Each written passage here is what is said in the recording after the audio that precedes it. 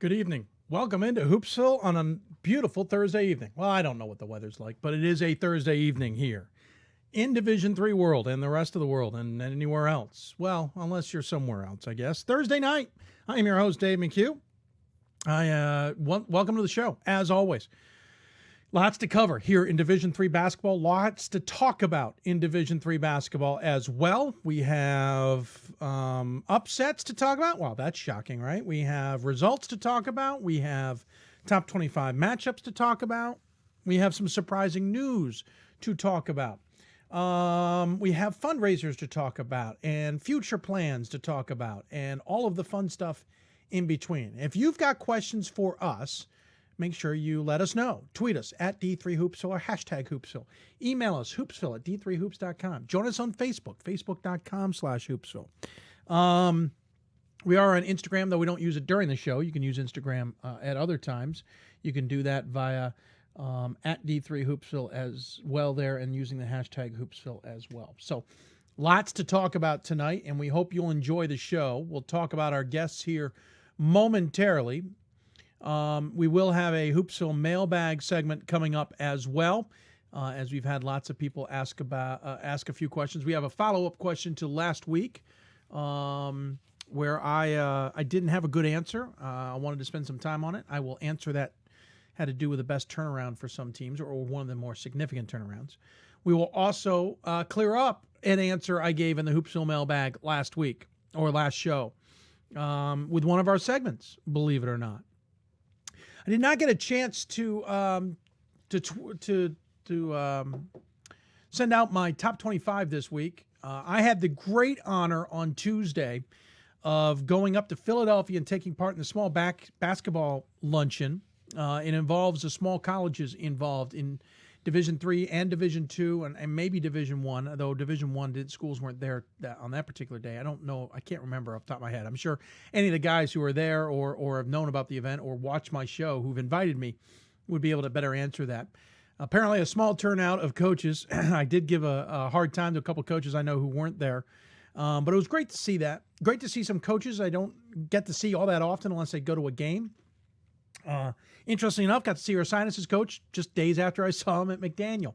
But it was great to be up there. And because of that and the travel involved to do it and everything else that I had to rearrange, I didn't get around to doing my blog. The sad part was I got my top 25 done far earlier than I normally do on a Monday. I think Gordon said all voters were in by 3:30, and I was close to that time, if not a little bit earlier than that time. I think I was definitely earlier, about 1:30 or 2 on the East Coast. So I could have written it right then, and I thought about it and didn't do it. What I will do is I will at least mention my top 25 ballot on the men's side at the end of the show in the last block. Really didn't have that many changes. I did bring in a few new teams. I kicked out 2, I believe. Thought about kicking out 3. Even considered 4, but I went with 2. So we'll talk about that. I'll do that instead of my written blog this week. Top 25 is interesting. For the first time since week 13, which was the final week of the regular season in 2013, that was the last time we had nobody drop out of the top 25 in men's basketball. On women, it's happened often, especially recently. But in men, we've actually had 1, 2, 3, whatever amount of teams drop out. And this isn't counting the preseason poll, but every other poll. We have never had, or we haven't had, no teams drop out between this past week and end of February 2013. So we've gone nearly 4 years without that happening. That's how fluid the top 25 in men's basketball has been over its history. So I found that kind of interesting. I may have moved teams in and out, but there wasn't a ton of movement. A team like North Park fell because of all the losses they took, 2 last week out of 3 games. But they had basically a cushion to hit as teams behind them had similar records or weren't blowing people away. So North Park was going to kind of bounce in there and kind of settle. So interesting results, to say the least. And again, we'll go through my men's top 25 ballot at the end of the show. Also have the Hoopsville mailbag segment, as we mentioned at the end of the show. Let's talk about, though, how teams fared in the top 25 so far this week. On the women's side, the opposite of last week. Remember, last week had quite a few losses at this point and quite a few losses for the week, it would turn out. So far, a little bit quieter on the women's front. Hope's the only team in the top 10 who lost. They lost to Albion 83-77 in overtime last night. Bit of a surprise. Second loss for Hope. They will maybe fall out of the top 10 with that loss. There is no other team with 2 losses in the top 10. WashU's the closest at number 11. You have to go all the way down to number 17, Whitewater, to find a second loss. Whitewater lost their first conference game of the season to Stevens Point on Wednesday, I should say, losing 70-57, so losing by 13. They'll have La Crosse ahead. I should mention Hope will have Alma ahead. Oshkosh had a scare with La Crosse at number 15. They lost to La Crosse, or beat La Crosse 51-49 in overtime. Really low-scoring affair there. Forgive me as I have a cold that I'm still dealing with for the last few weeks. Christopher Newport, number 5, did get past Salisbury, but it was close, 61-58. So those are games that kind of stood out to me. Ohio Northern got past Wilmington, 62-61 in overtime last night. We will talk to Ohio Northern's head coach coming up here on the show about that. Rest of the way, pretty status quo. Whitman got past Whitworth, 71-65. SUNY Geneseo, 18-0. They have suffered only 4 losses since the death of their teammate last year. And despite the death of another teammate this year, they are still undefeated. Unbelievable for Geneseo. 18-0, beating Buffalo State earlier this week. They got Cortland and Oswego ahead of them. In the receiving votes category, Marymount lost to Frostburg. That's a bit of a surprise. It's their 14th loss of the season. Scored 42 points as Frostburg beat them 53-42. It was at Frostburg, which is always tough, but Marymount should have won that game. They'll have St. Mary's coming up this weekend. Augustana took its 5th loss of the season to Illinois Wesleyan, 83-74. Of course, we mentioned Illinois Wesleyan probably wouldn't get any more votes after last week picking up their 6th loss, and that is the case. Babson picked up its 4th loss to MIT, 78-74 in double overtime. So that's on the women's side. On the men's side, pretty quiet, to be honest with you. Whitman has pretty much wrapped up the Northwest Conference. They beat Whitworth, so now they got the tiebreaker on Whitworth and at least a 2-game lead on Whitworth, if not bigger. Whitworth actually has a 3rd loss in conference, so that's really a 3-game lead. 91-75. Game was, I believe, at Whitworth. So Whitman's put its foot down on the conference and is going to win the conference, barring a meltdown. Salisbury lost to Christopher Newport, so those two teams split the regular season. Christopher Newport winning this one 55-53. The difference in score between these two games, between these two opponents, I believe is even, or Christopher Newport by 1 point between these two teams. I can't remember if the 3-pointer hit by Salisbury was a 2-point or a 1-point victory for them. Or a tie. For that matter, would give Salisbury the 1-point lead. My point being, these two teams nip and tuck this season. Salisbury picking up their 4th loss. Honestly, if they go the rest of the season without picking up a loss until conference tournament time, they are going to be in great shape. They have Mary Washington than Salisbury does coming up. So Christopher Newport will play Penn State Harrisburg coming up this weekend. Those are the only 2 losses in the top 25. Babson got past Clark, probably a little closer than it should have been, 90-81. Tufts didn't play yet. They'll play Newbury and Bates this weekend. River Falls defeated Stout 70-58. Will face Stevens Point this weekend. Not many other games that jump out at me. Susquehanna got past Catholic at Catholic 89-83. Frank Marcynic picks up his 400th win with that. We will talk to Coach Marcynic coming up on the show. The Amherst got past Williams by 8, 72-64. So really nothing jumping out at me going, ooh, that shouldn't have happened. In the receiving votes category, same thing on the women's side. 4 losses for the men. Lycoming lost to Messiah, 91-80, picking up their 3rd loss. Just as a guy like myself who's not voting for them is considering them, they pick up a loss, though to a decent Messiah squad. That Mac Commonwealth likes to kind of eat its young a little bit. Eastern Connecticut, who had been on, I think, a 14 or something, it couldn't have been 14, but 11-game winning streak, I believe, lost to Keene State 99-92 to pick up their 6th loss of the season. Hanover lost to Rose Holman, picking up their 3rd loss of the season, certainly making the HCAC race a little bit more interesting. The one you should watch out for, Transylvania, has come out of nowhere in the HCAC. I believe they've won 11 straight now and are either in the lead or tied for the lead in the conference out of nowhere. And then St. Lawrence lost to Skidmore, 83-66. Not surprised they lost to Skidmore. Surprised by the score. 83-66. A couple other things to pick up on. Denison's Jordan Holmes broke the Division III women's career rebounding record, besting Rhonda Jo Miller's record of 15. Holmes, I should say, now has 1,560 career rebounds. Rhonda Jo Miller had 1,545. I saw Rhonda Jo Miller play for Gallaudet. I became a practice dummy at my alma mater because of Rhonda Jo Miller. I got more involved in Division III basketball because of Rhonda Jo Miller. She was phenomenal, considering she was deaf, went to Gallaudet. A tremendous talent. So hats off to Jordan Helms, who I believe also owns the career block record now in Division III. I should mention, Rhonda Jo Miller at Gallaudet had the record of 1545. The person in second was Heather Stewart of New Rochelle, had 1540. Both those players played at the exact same time in their careers. Pretty astounding, to say the least. So congratulations to Jordan Holmes. And then some other news that is unfortunate, to say the least. Mount St. Vincent has an interesting situation going on there. The head coach for both men's and women's basketball have been kicked out, along with men's volleyball. The women's coach is also the AD. They were both fired Tuesday night. Now, the men had a game on Wednesday, so did the women. The women's assistant coach took over the program and led them to a game on Wednesday. I am not positive how they did. We will check that out here momentarily. The women won 78-45 over St. Joseph's of Brooklyn. Again, the men were supposed to play SUNY Maritime. That game has been postponed. Or was it Merchant? No, I think it was SUNY Maritime. I'm not sure when it's going to be made up. What we know is they were both fired. One assistant men's coach also resigned as part of the shakeup, apparently in loyalty to the men's coach. The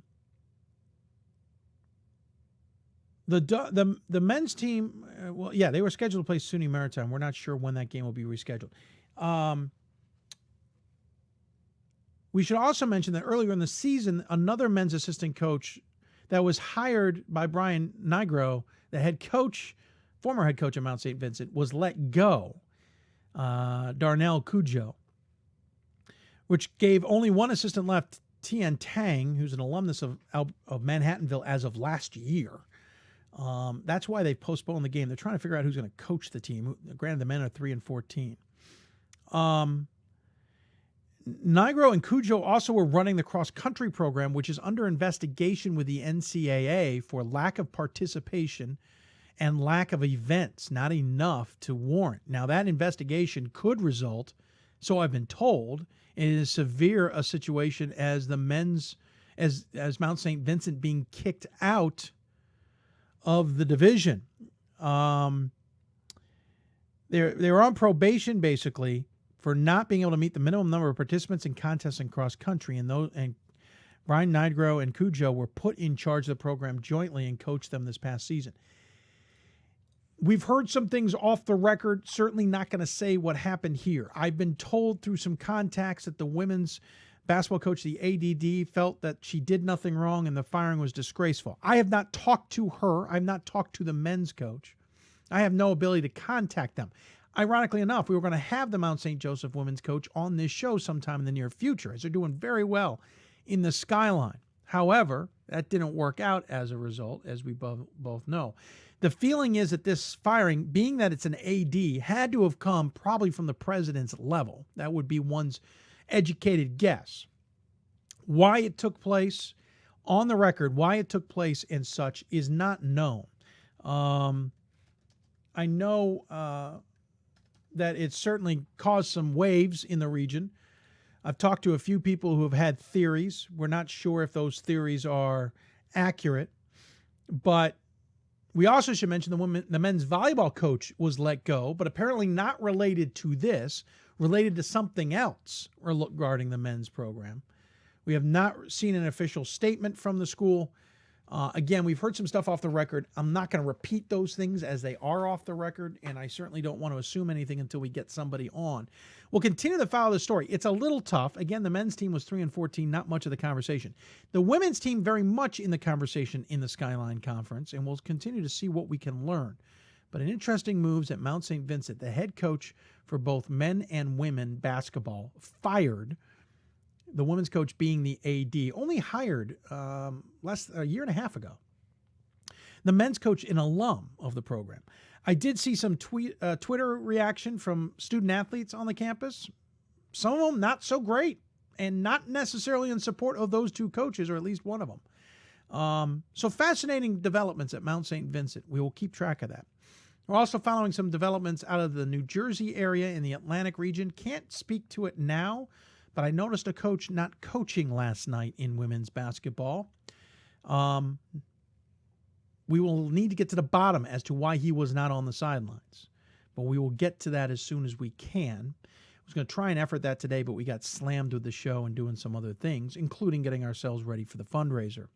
So Mount St. Vincent, interesting situation. Another one developing out of New Jersey. Remember, we're still sitting on the Stevens Point case, which may not hear a result until late March at the earliest, most likely April, if not early May, the way it all plays out.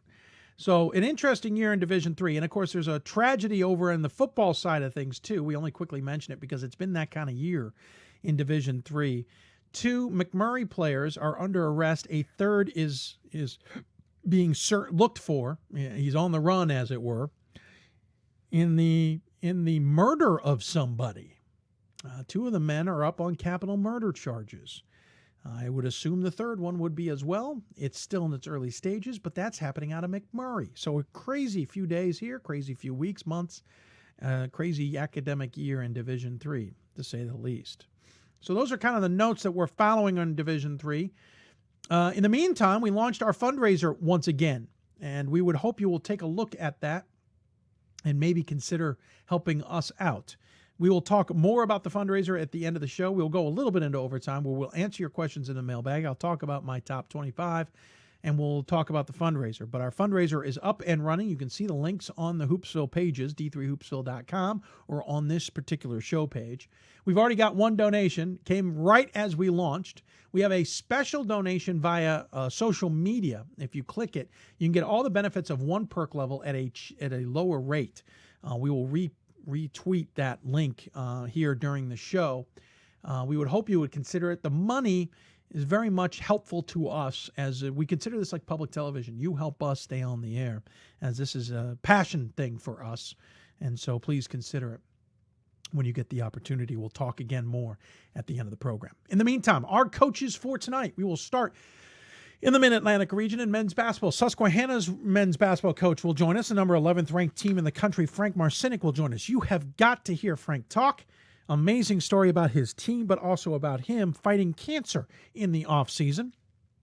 A great story from Frank. We will talk to him coming up. Again, they're in the Landmark. They're leading the Landmark. Can they stay on top of the Landmark? Those will be the questions for Frank coming up on the show. Sticking with men's basketball, we will go up to New York State into the East region. Forgive me, my cold is acting up. My nose clogging. Eyes are starting to run a little bit red. Apologize for that. Anybody watching, my cold has been bothering me for a few weeks now. We'll go up to Rochester and talk to Luke Flurtsy, the head coach of Rochester, the number 8 team in the country. I think they're 8, correct? 7 team in the country. Yellow Jackets having a tremendous season. Talk about where the turning point was last year that has spurred this year, and why this year seems to be a year they need to take advantage of, but why the lessons of last year are still in play.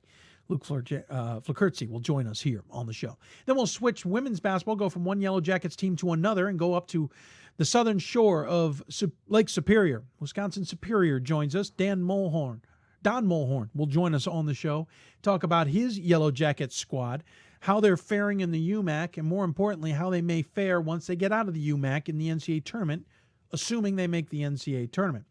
And then we'll head to Ohio. Talk to Ohio Northern women's basketball coach Michelle Durant.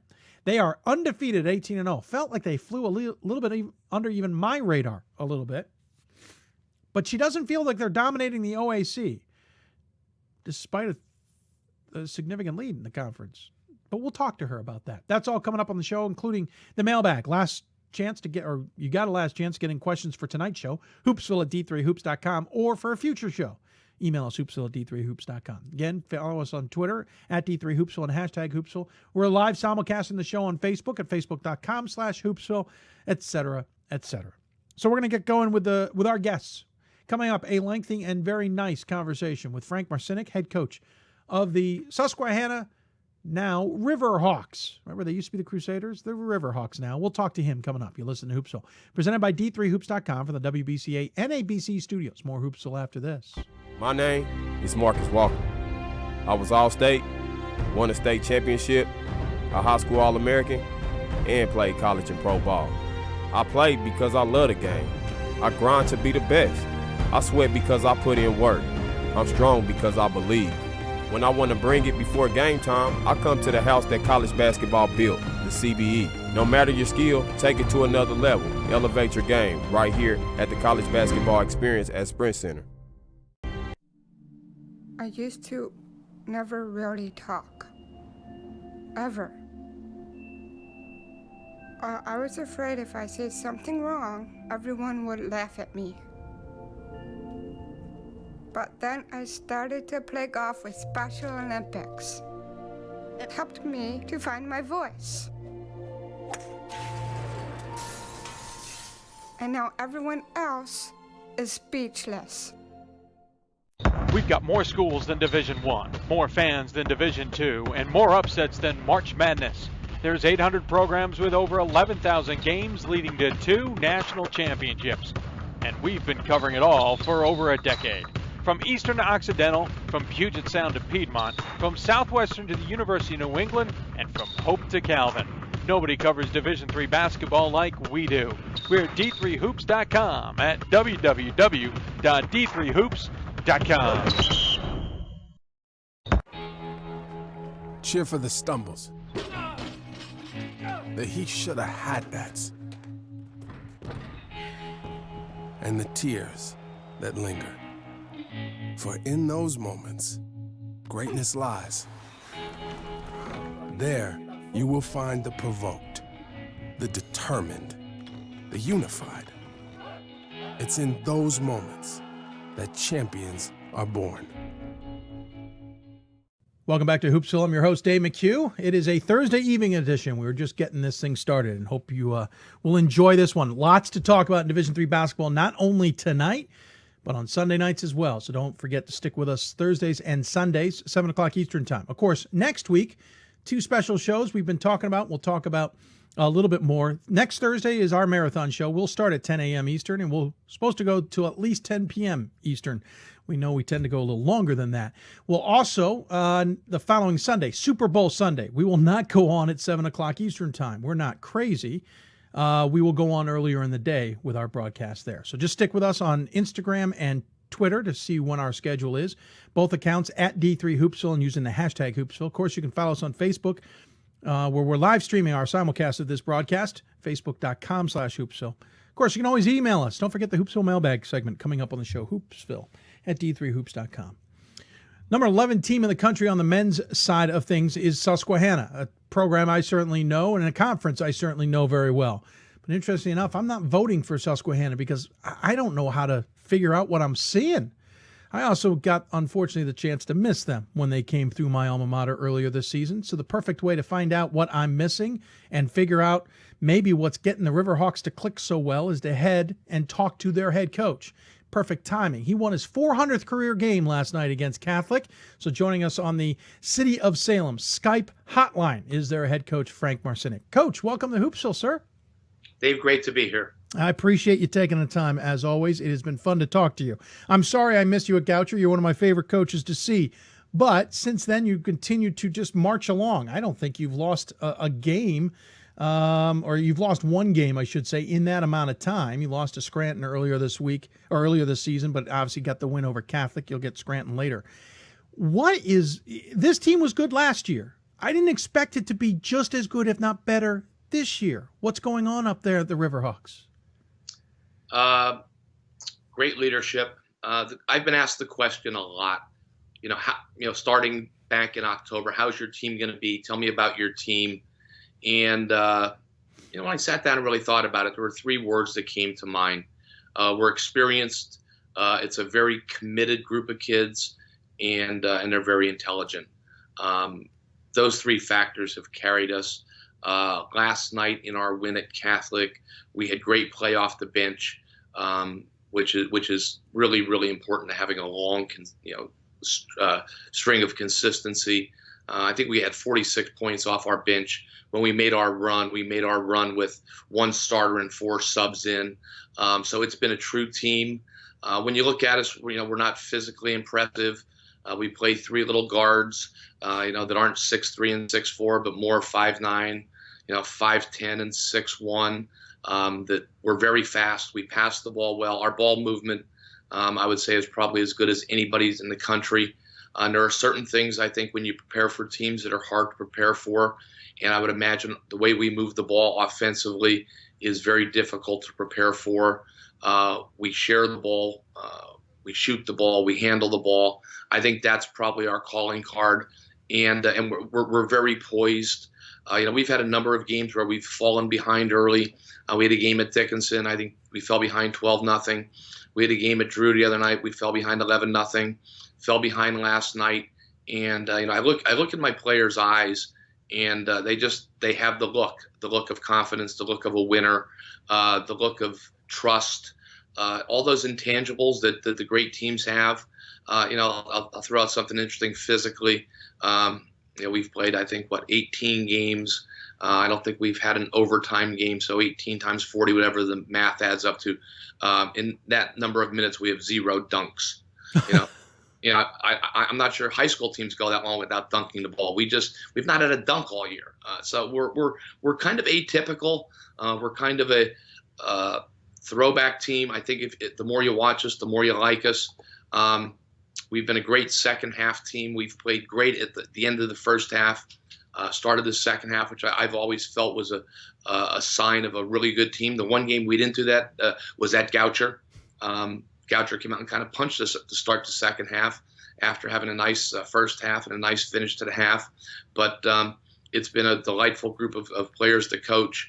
We lost 2 great players from last year in Josh Miller and Brandon Headley, who I knew would be hard to replace. I knew our team would be different. And kind of my vision for what this team would be was that we were going to be bigger and stronger, and kind of play with Danny Weiss, who was our starting center last year, and Ryan Traub, who's been our starting center this year. I thought I would play them together, but because of injuries and the dynamics of how things work out sometimes, that has not happened. So we've been a little bit more like last year in that we play 3 guards, a forward, and a center. But I'd say our calling card and the thing that makes us very unique is how well we pass, catch, and shoot. Interesting. There's a lot of things on your schedule that jump out at me this season. First off, you add 10 minutes to your time because you had a double overtime game to start the season. You probably want to forget that one. Lost to Misericordia, 120-116. Though Misericordia started off the season on a tear. Looked really good. You mentioned the Goucher game, and what jumps out at me is that game, along with the Trinity game and the loss to Scranton, are the only 3 games where you didn't put up a significant amount of points. And I'm talking you scored in the 60s. Otherwise, you're a 70s, 80s, 90s type of team. And you mentioned Goucher kind of punched you guys in the nose a little bit. Scranton looked like they kind of got you guys off keel a little bit, and I suspect Trinity may have done the same. Is that what we're seeing in those 3 games? Are those kind of the admiration of what the whole season has really been showing from this Riverhawk squad? Well, I think that the Goucher game and the Scranton game, I could point to that. The Trinity game, it was more pace driven. You've seen the Nescacks; they're big, they're strong. They had that advantage over us. We never really got the tempo quite like we like. But in the Goucher game and the Scranton game, we, to be quite honest with you, did not shoot the ball well. And to be scoring as we score, we need consistency between scoring the ball on the perimeter and scoring it in the post. And one thing we've done very well all year is get to the free throw line a lot. For a small team, playing 3 guards, we drive the ball well, we post the ball well, and we shoot free throws well. So, that game within the game of getting to the free throw line is very important. And so I think that in some of those games, we did not shoot the number of free throws we typically shoot. And, obviously, the more you get to the line, the earlier you get to the line, the more it helps your offense. But I'd say, they were common denominators in the Scranton and Goucher game as well. The schedule's full of some pretty good teams or teams that are in the conversation last year or this year. Obviously, Misericordia, we mentioned, got off to a good start. Lycoming's got 2 losses on the season and playing very well. You mentioned Trinity, Connecticut, obviously in a very, very deep NESCAC race. Gwinnett Mercy, who you beat, who made it to the second round of the NCAA tournament, upsetting Marietta last year, and it's certainly in the conversation in the CSAC. Dickinson, who's obviously been in the conversation in the Mid-Atlantic over the last few years. Lancaster Bible, who's not the same team as last year's amazing run, but still a pretty good victory there. And then obviously in conference, you beat Catholic, and you have the loss to Scranton, but you'll have repeats against those teams coming up. Is this season playing out better than last season? Here's what I thought going into the year, Dave. I thought we had a chance to be as good or maybe better than last year, because the taste we had last year, I think, helped drive us through the off season. I thought we learned from our conference tournament and the NCAA tournament and could call on that experience. But I really tried to schedule us the best I could. Mm-hmm. And everybody talks about, scheduling at Division III, and it's not as easy as you think just to schedule the best teams because of contracts and locations and all of that. But I tried to schedule the best teams we could. I tried to find as many teams that were in the NCAA tournament a year ago. And I think we did that. So I thought our team could be better, but our record would not be as good. And, one team you didn't mention was LaGrange, Georgia, who we played in Florida, and they were an NCAA tournament team from last year.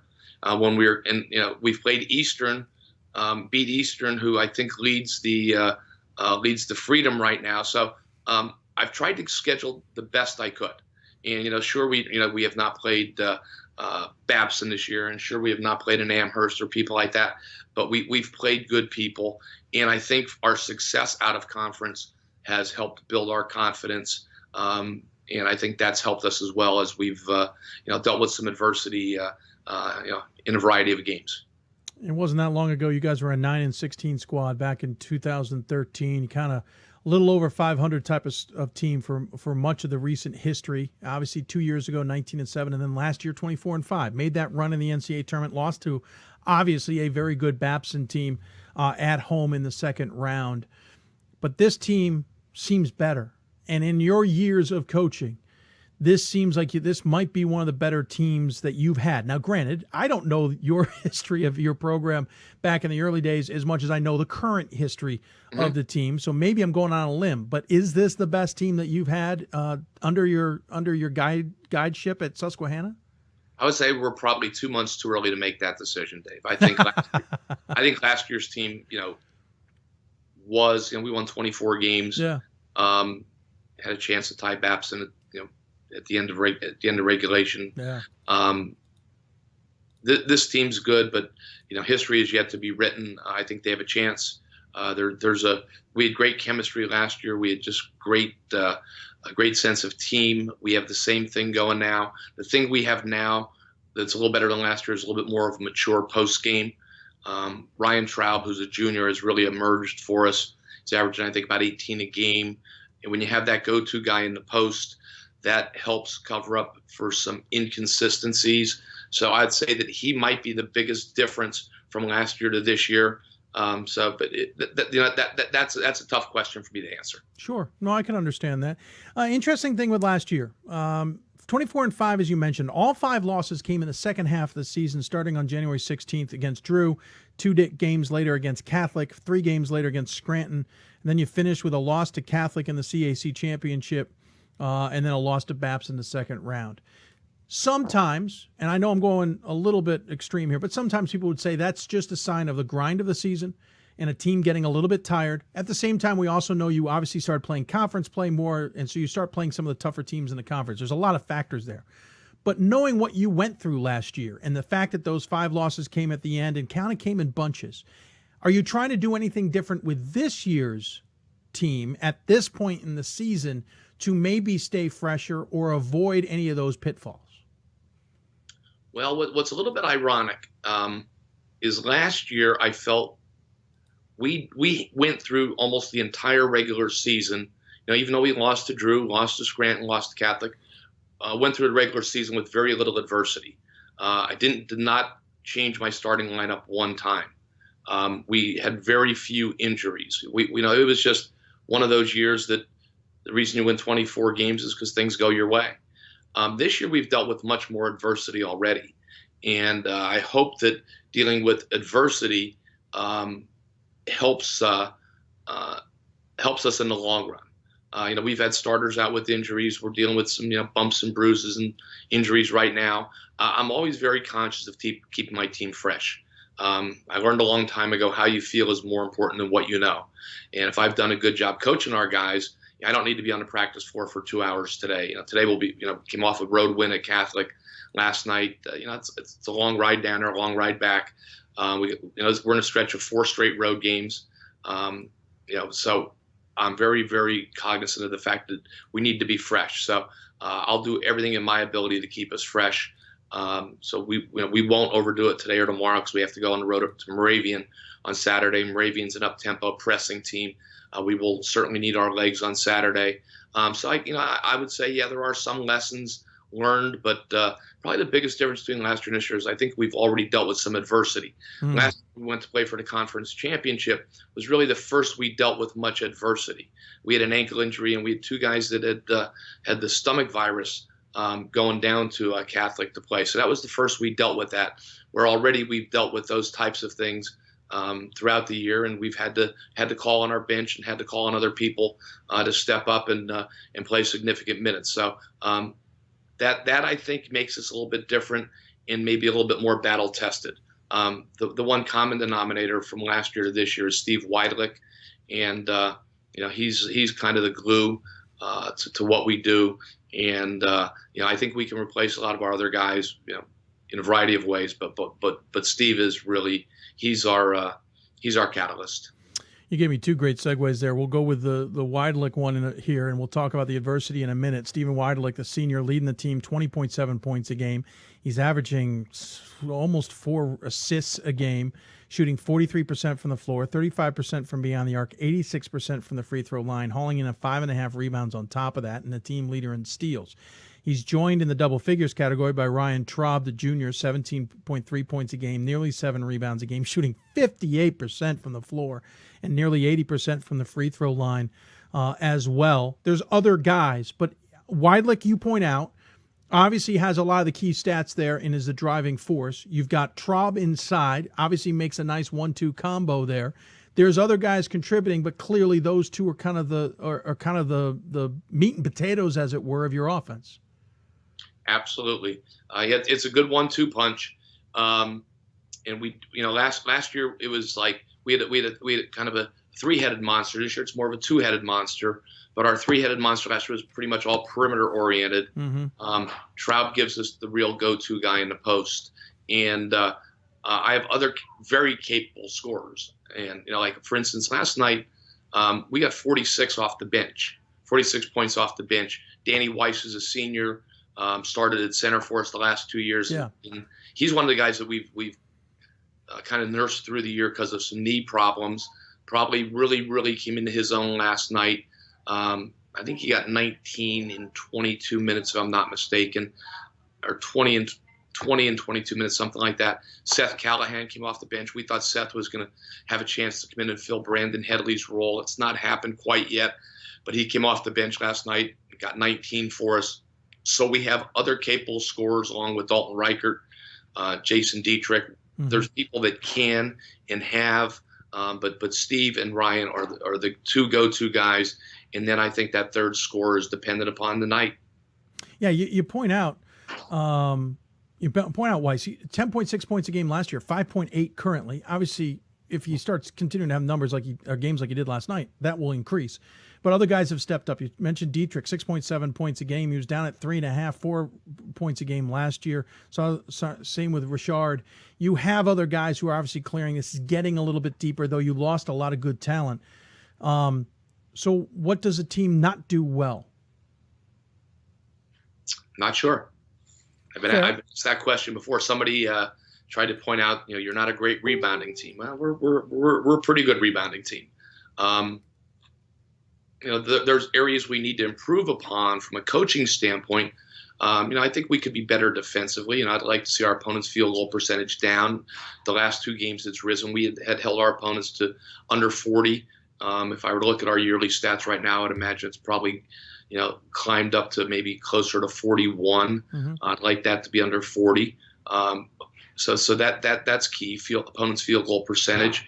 Our ball handling is really, really good. Last night we played 20 minutes basketball and didn't turn the ball over one time. I think we ended the game with 6, if I'm not mistaken, 6 or 8. At Saturday at Drew, our turnovers were in that 6, 7, and 8 range. They're key factors. When you're not turning the ball over, when you're getting good shots, I think Saturday we had 17 offensive rebounds. We do a lot really well. I don't sense that we have any glaring weaknesses. As a coach, there's areas I want to improve, but when you ask what don't we do well, I think that's a hard one for me to answer. Sure. No, that's why we sometimes ask it. We'll talk about the adversity in a minute, but something I want to talk about before we get there is a conference race. You guys are sitting obviously on top of the conference. This is a conference where the top, and I mean Scranton Catholic, seem to have come back a little bit to the fold over the last few years. You guys have certainly emerged. You've got a game lead on Catholic, Scranton, and Moravian this year. Moravian has improved. You have all but 2 teams in this conference who are at 500 or above, which is obviously a good sign in terms of depth. But how do you see this conference shaken out? You only have a game lead, and you still have a game against Scranton to come. You still have a game against Catholic to come. You still have a game against Moravian, which is coming up to come. Can you guys stay on top of this conference, and how important is it to stay on top of this conference? Well, one of our goals at the beginning of the year is to have a chance to host semis and finals here at Susquehanna. I think that's always a huge advantage. The team that wins the conference tournament usually,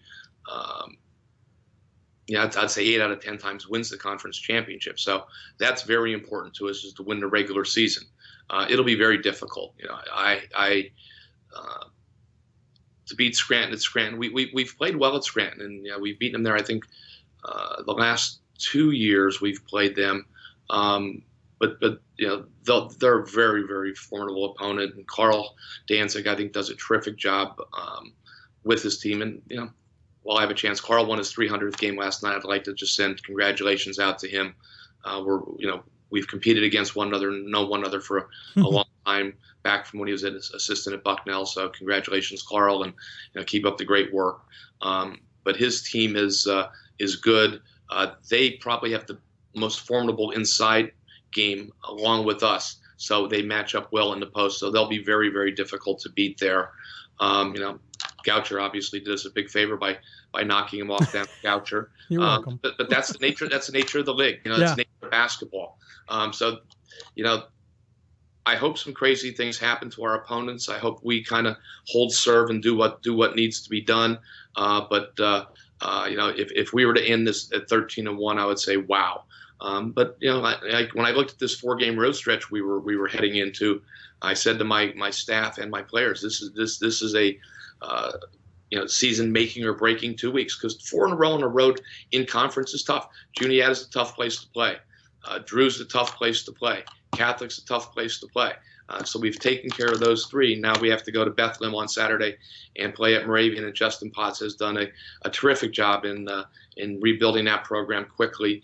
And they went into Scranton and won last week, so I know that they will be a really, really tough game for us. But that's what you live for. You live for games like last night at Catholic, and big conference games on the road this time of year. Yeah, you've had an interesting January on part of the season. 4 games at home, then 4 games on the road. Now you'll get 4 games on the road and then 2 games at home.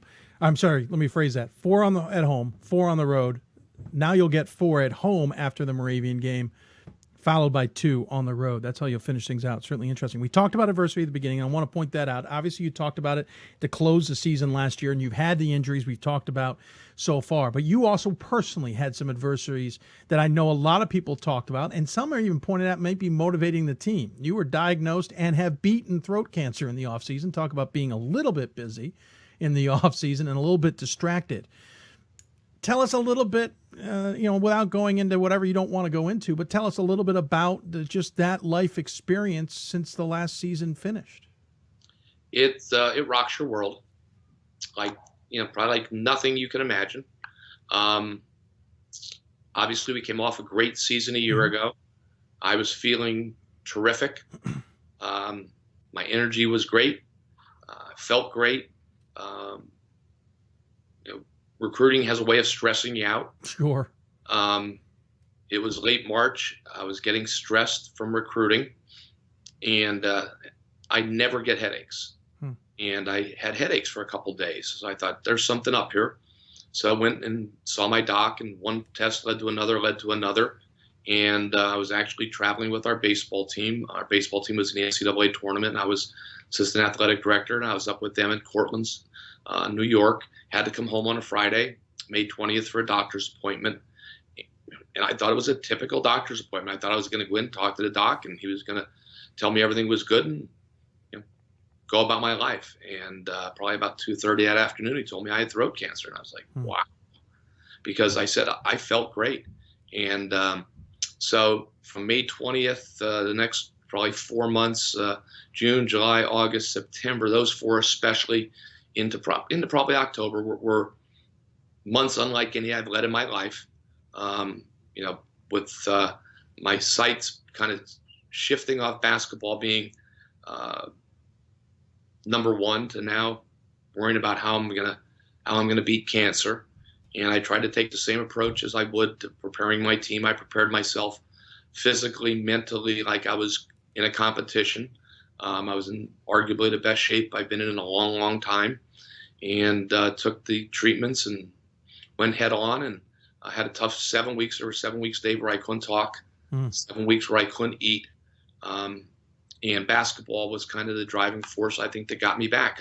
We had a prospect camp here. I'll tell just a quick story.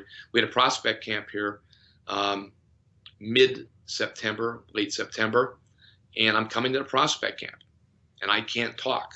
But I had to come to the camp to at least show my face and evaluate and do what I could. And, in the meantime, my staff, Chad Bailey, Sam Moore, Mark Prush, Aaron Edinger, Eldon Hoy, they held down the fort, and my senior leaders, they kept the program that we've established kind of on track. So they're the ones that really, really deserve the credit for what happened in the off season.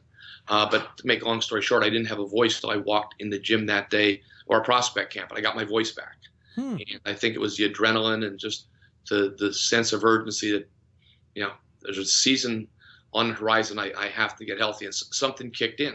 And my voice started to come back little by little from that time on, and I got healthier day by day. But I think it's made me a better coach. I think it's made me handle distractions.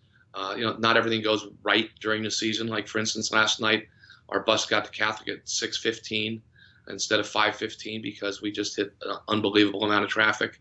A year ago, I might have blown up over that, and I just take things a little bit more with a grain of salt.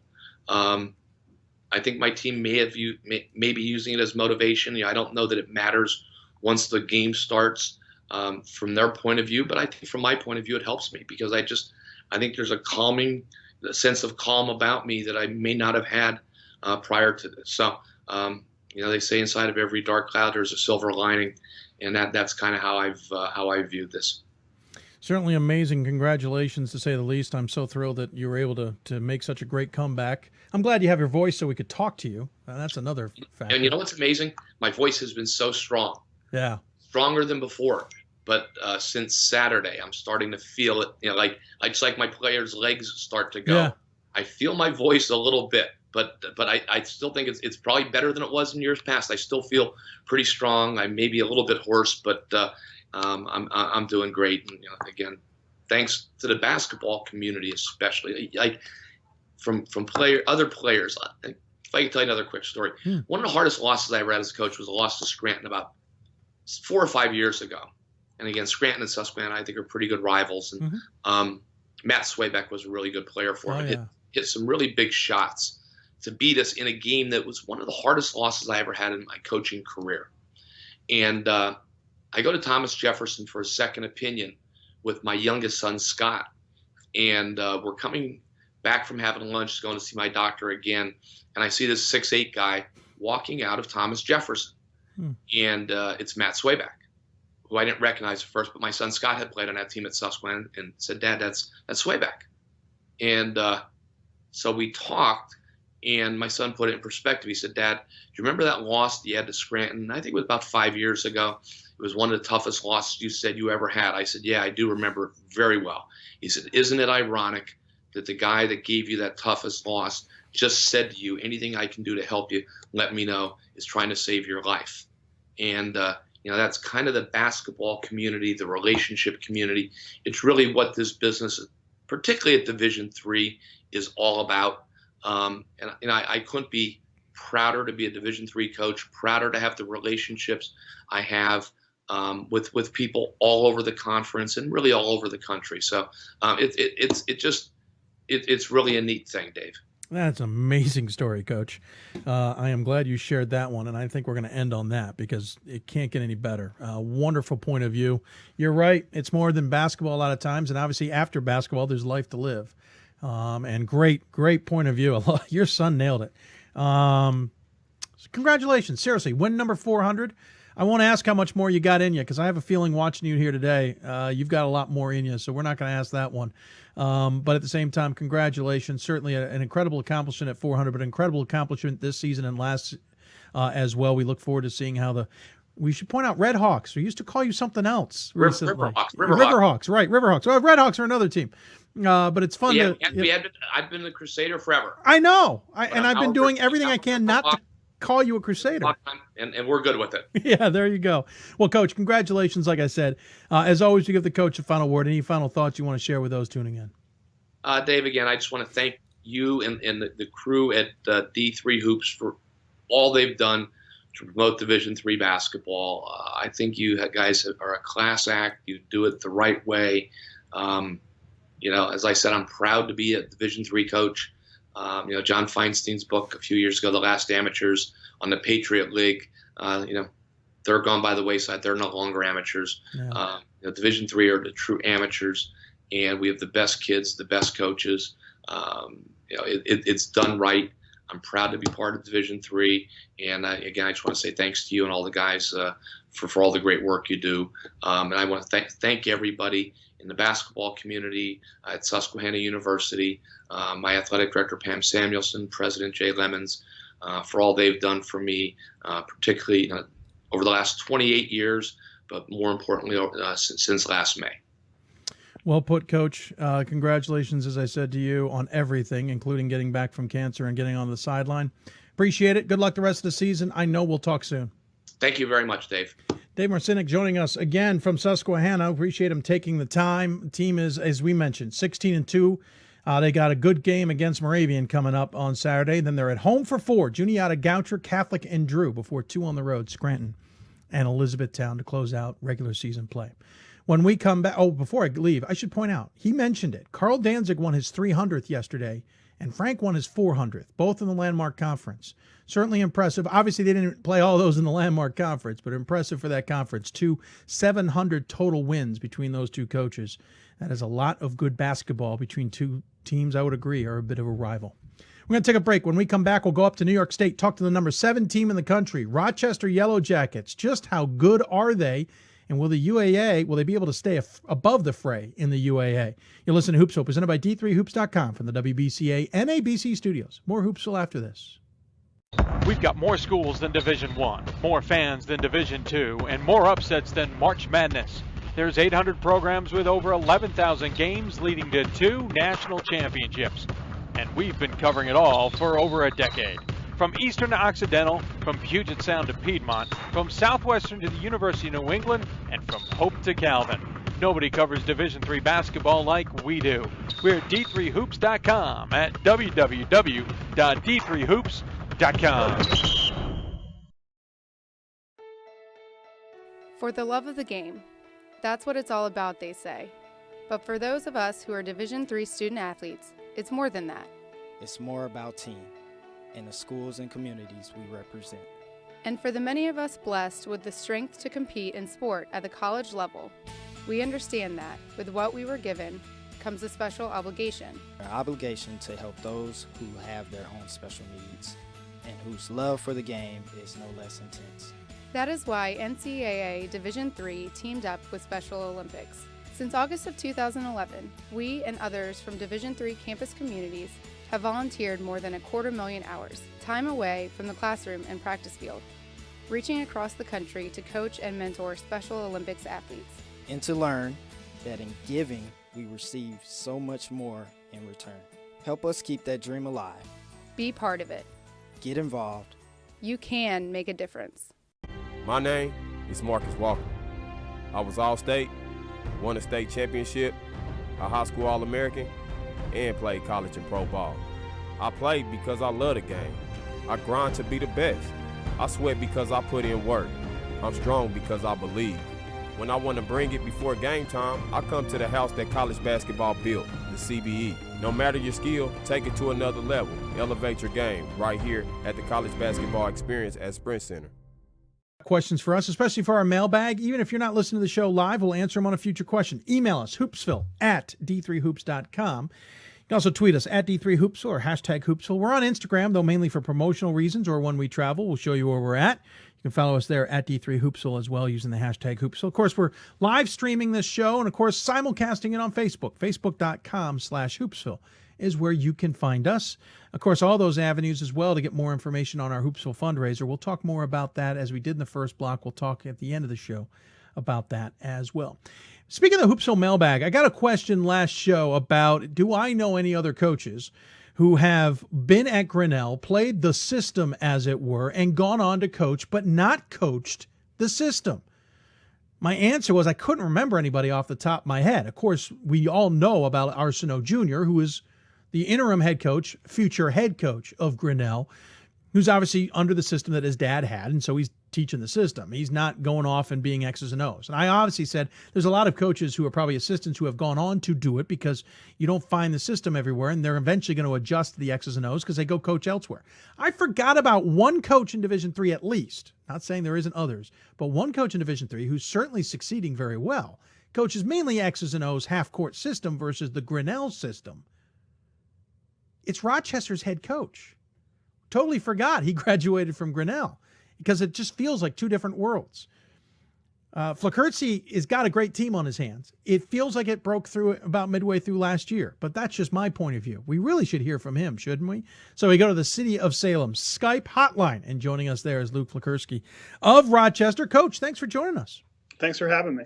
Absolutely. Appreciate you taking the time. So first and foremost, we'll talk about the Grinnell thing later. Let's talk about the season, though, because you're 15-1 right now. You're one lone loss to Wash U at home. We'll talk about that as well.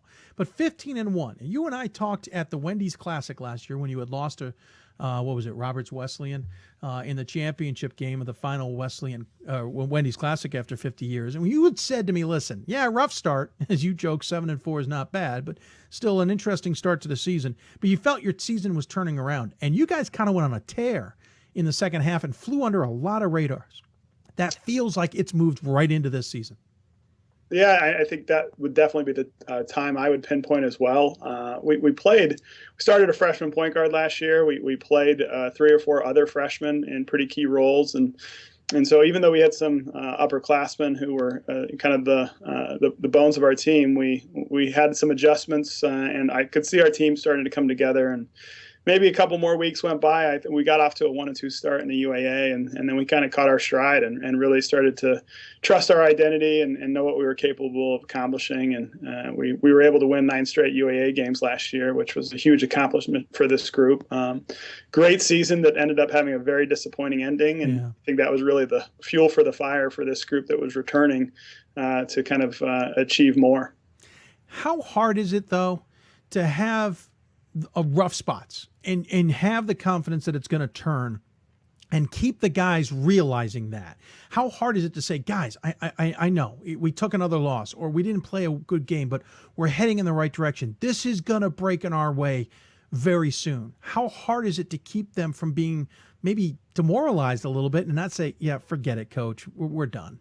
It's one of the biggest challenges of being a coach, I think, is, trying to get your group to understand what they're capable of achieving, and then, striving for that on a consistent basis. I think every team out there will show flashes of brilliance, and it really becomes, what percentage of a 40-minute game can you claim playing at that level? Mm-hmm. And so last season in particular, we'd have some really impressive stretches. We just weren't capable at that time because of our makeup of really sustaining it. And it kind of just, we were able to claim more and more of each game as the season wore on, and we're really playing good basketball at the end.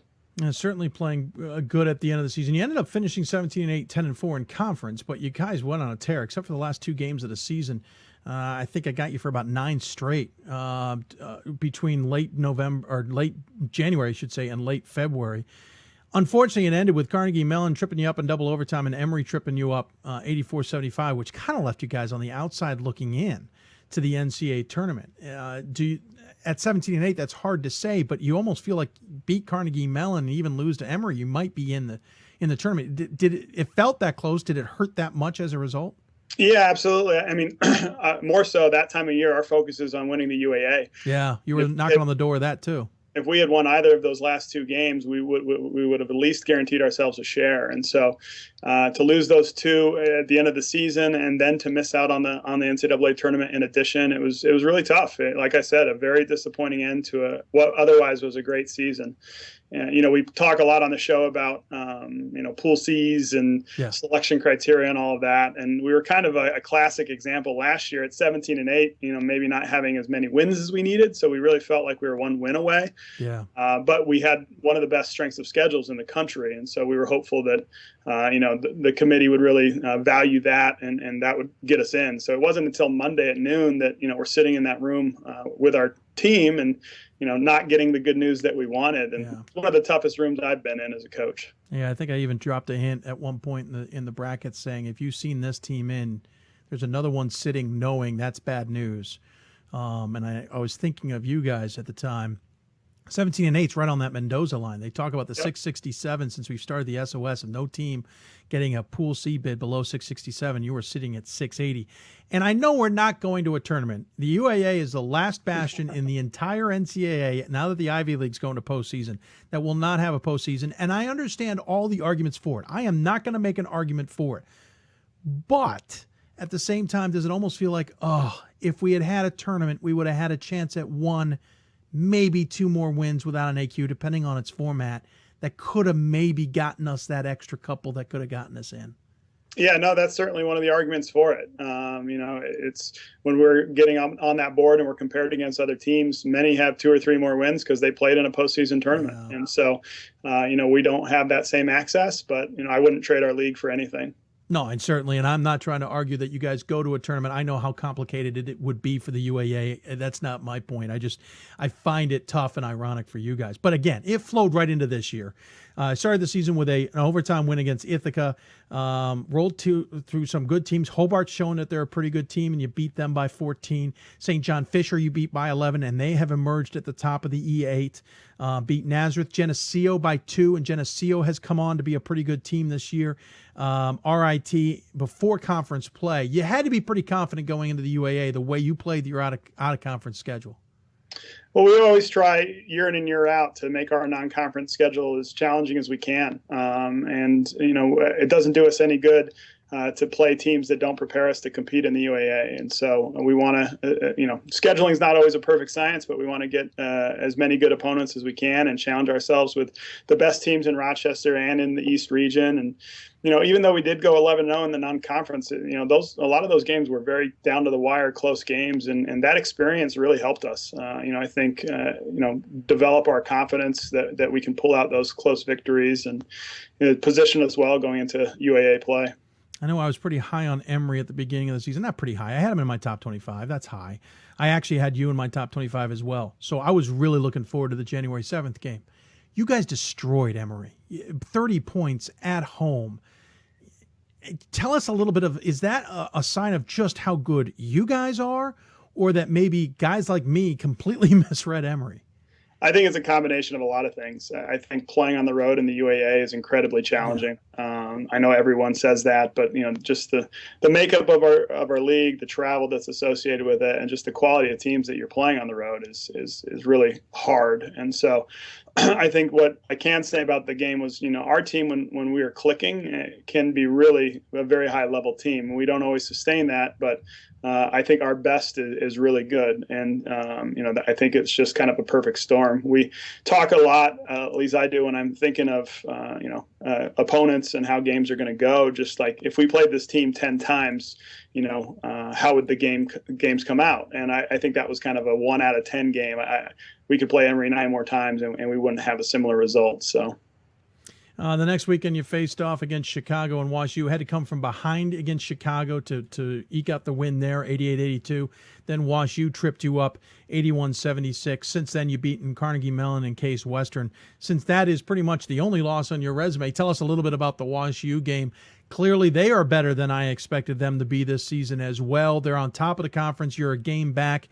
Was that just one that slipped away from you guys? It came down to the end. It came right down to the end. But is that a slip away game, or did Wash U just go out there and win it?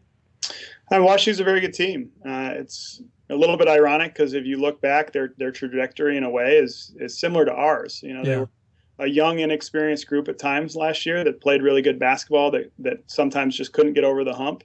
And, they finished the season off with a lot of steam, and they returned largely that whole group. And so they've been able to play with a lot more confidence and consistency this year. And so I have a ton of respect for Wash U in that program. And it was a very good game, came down to the end. And, unfortunately, we were on the wrong side. And, we're very anxious and eager to have that opportunity to play in St. Louis coming up. I was going to say, though, that's the trick. You unfortunately lost at the Palestra. I know in the grand scheme of the UAA, you'd rather protect home court and deal with what you can on the road. Now there's a little bit of pressure to win that game in St. Louis. That's probably not ideal in your mind. No, but obviously, if you want to be the champions in the UAA, you're going to have to win games like that. And so it's one of those things that if we don't win it, we don't necessarily deserve to win the UAA. So I can pretty much guarantee it's going to be another great contest. But that's true of our league pretty much each and every night. Graphic pops up at the bottom of the screen saying you're outscoring your opponents 80.3 to 65.1 a game. I couldn't check the conference necessarily. I didn't feel like doing the math. It's pretty impressive to see what you guys are doing. You have 3 seniors on their squad, and they're the ones leading the way. Sam Boris-Smith, Mac Montague, and Zach Ayers, all double figures, 17.1, 16.9, and 10.1 respectively. 5.4, 4.0, and 5.4 respectively in rebounding. And obviously Boris-Smith leading the way in assists at 3.1, but Montague is also doing well at 2.6. It's obviously a three-headed monster in that sense. It's the 3 seniors. They're double figures. They're leading the way. I have a feeling there's more to this team.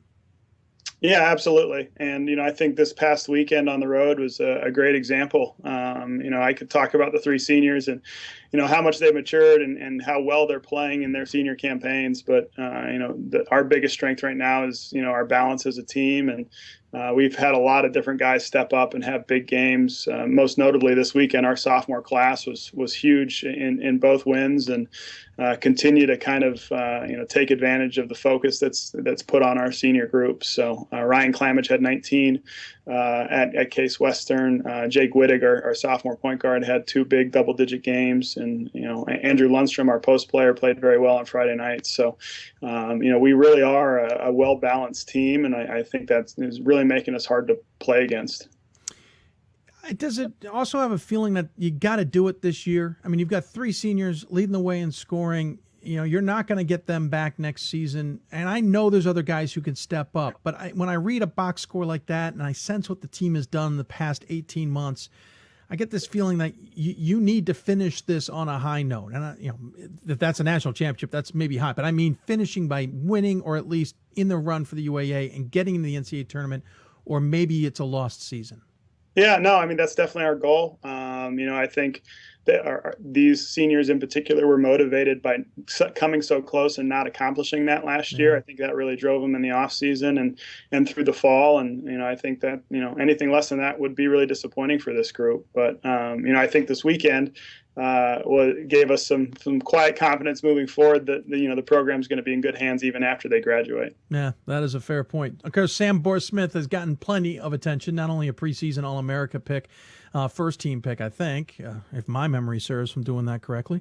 If not, I'm just brain dead. But he also was obviously got a lot of attention last year, and he also had one of the best assists I have ever seen in my life last season. The throw off the rim and hit the guy in the corner for a win over Chicago. That seemed to be the catalyst to last year. How much is he enjoying the spotlight, and how much is the spotlight maybe bearing down on the team a little bit?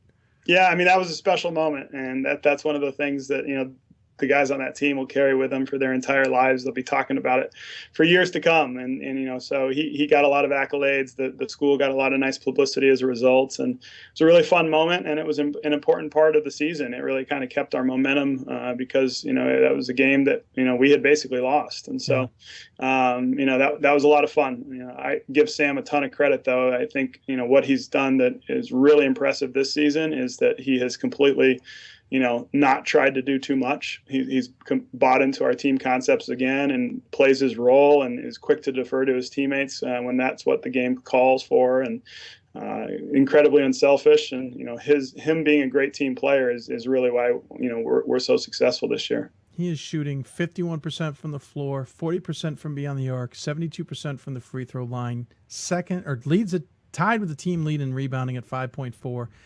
3.1 assists a game, 3 steals a game. Yeah, I think he's doing a lot. Is there anything about his game that's unappreciated? I think him as a defensive player, he kind of is a unique defensive player, but he's in the top 5 in, I think, steals and steals per game nationally. He has a chance here to graduate as our all-time leader in program history. Over 100 years of Rochester basketball as the all-time leader in steals. And so, he isn't your traditional defender. He's not like a hawk on the ball, but, he has an unbelievable kind of knack for getting his hand in places and getting steals. And, he's certainly, the way we play defense, he's a big piece of it.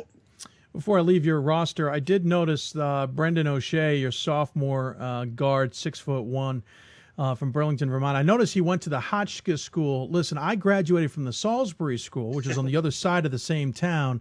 And let me just say, next time you feel like recruiting from Hotchkiss, you better check with me first. I'm not all that keen with O'Shea here. I'm a little nervous. He's a coach's kid. He's one of the best in our program. That's not the answer I was looking for, Coach. we'll take him every time. So. As I completely joke, Hotchkiss is a terrific school, just a big rival of mine.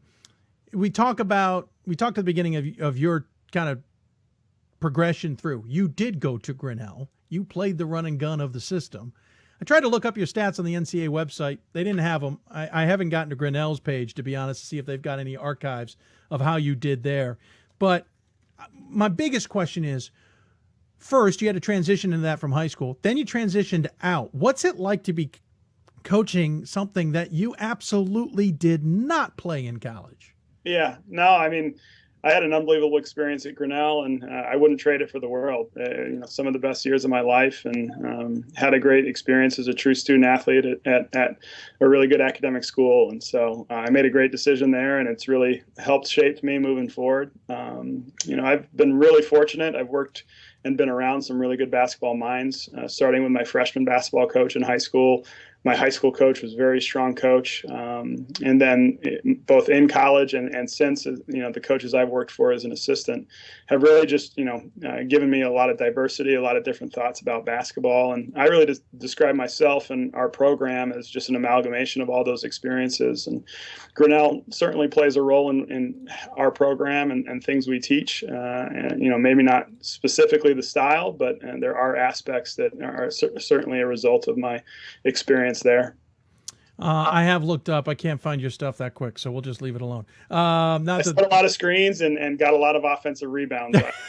I was not one of the scorers. So obviously, your tenure then went through some interesting and pretty good schools. as an assistant coach. We talked about, or we know about going to Sewanee. You were an assistant coach at Amherst in their first 2 trips to the Final Four. I think it was their first 2 trips, or at least 2 trips along the way. Your record at Amherst as an assistant coach was over 100 wins. I don't remember off the top of my head how many losses, maybe 21. It was pretty spectacular. Then got to Rochester for a year, went to Skidmore for 3 years as a head coach, and came back to Rochester. What is it about maybe the East Coast or the Upper East, because you lived in Utah, that has drawn you and the basketball being played on this area? Well, the D3 landscape is really, interesting. Growing up in the Mountain West, I knew I wanted a great school and I knew I wanted to play basketball, and there just aren't that many options. There's only one in the whole Mountain West region, really. And so I knew I had to go somewhere. And so, I ended up in the Midwest for college, and then had just an amazing experience as a true student athlete. And, my goal in getting into coaching was to help everyone who came through our program have that same rewarding experience. And so I've definitely tilted towards, the higher academic schools and working with kind of the pinnacle students as well as athletes at this level. And it's kind of guided all my professional decisions. Speaking of the East region, kind of get me back into the basketball of now.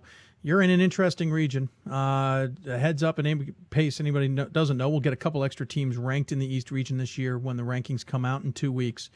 We'll get a better sense of what's going on. We talked about being left at the altar, essentially, last season, just missing out. I'm having trouble getting a grip of this East region this year. SUNYAC was supposed to be really incredible to watch this year. Brockport, some odd losses, but sits on top of that conference. Can't make my mind up around the Empire 8, the Liberty League, SLU. I didn't expect to be up there. Got yourselves in the mix. What do we make of this East region this year? I think it's still strong. I think the SUNYAC in particular is kind of stood out to me as probably the strongest league at the top. But I think East Region basketball is always very competitive. I always talk about how good basketball in the greater Rochester area is. I don't think people necessarily appreciate how good the 7 D3 schools in our immediate vicinity are. So, I do think it's very competitive, but I would kind of tilt towards some of the top Liberty League, top SUNYAC schools as kind of the strongest in the East region. And so last year you miss out. Why it needs to be important to be kind of at the upper end of the regional rankings. So not only are you racing to try and be at the top of the UAA, but I'm sure you're cognizant of trying to be in the right position of the East region. And obviously there's nothing you can do besides win or lose games. But how much do you have to drive home the fact that not only are we trying to keep up for the UAA title here, but we got to keep our minds on the fact that there's another way in?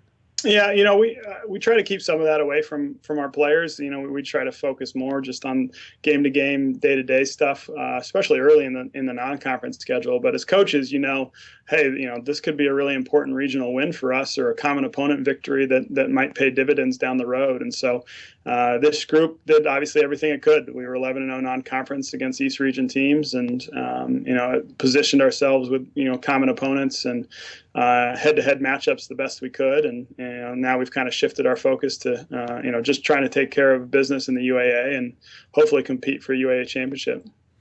Well, I appreciate you taking the time to chat with us. Obviously, it's always fun to talk to a team who plays in the Palestra, which I finally got a chance to see last year. One of the great home court advantages, to say the least. Has anybody been tempted to check anybody into the boards, though? That's what I always want to know. It's probably harder on the officials than anyone. Yeah. There's not a lot of room on that baseline for them to maneuver. But, our National Player of the Year in 2013, John DeBartolomeo, probably used the wall the most to his advantage. He would kind of come in full speed for layups and really use it to push off to get back on defense quicker. And so it's an interesting place to play, but certainly one of the best in the country. Yeah, certainly one of the cooler places to check out a Division III game, on the top 5 of must-see gyms, in my opinion. Well, thanks, Coach. Really appreciate you taking the time to join us. As always, we give the coach the final word. Any final thoughts you want to share with those tuning in? As always, thank you to you and everyone at D3 Hoops. Just the coverage they give. I know that becomes cliche here for coaches on the show, but we really are appreciative. And I personally am grateful that I get this opportunity to work with student athletes at this level and help them have a positive experience. So you certainly add to that positive experience. So thank you very much. Well, thank you, Coach. I appreciate it very much. Good luck the rest of the way. I have a feeling we'll be talking about you in March, but I hope we're talking to you in March at the same time. I appreciate it. Luke Flurtsy joining us here from Rochester. Again, the team is only got one loss, 15-1 overall, 4-1. They'll have that crazy UAA schedule where they'll play at home against NYU and Brandeis this weekend before then going on the road to play NYU and Brandeis.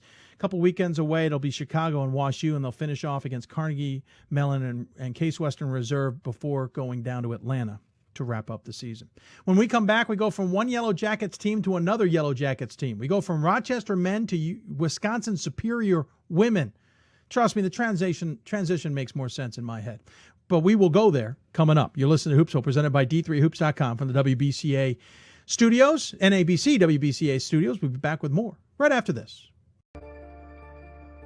Educate your student body, faculty, staff, and local community on how to prevent sexual assault and how to support survivors. To recognize that non-consensual sex is sexual assault. To identify situations in which sexual assault may occur. To intervene in situations where consent has not or cannot be given. To create an environment in which sexual assault is unacceptable and survivors are supported.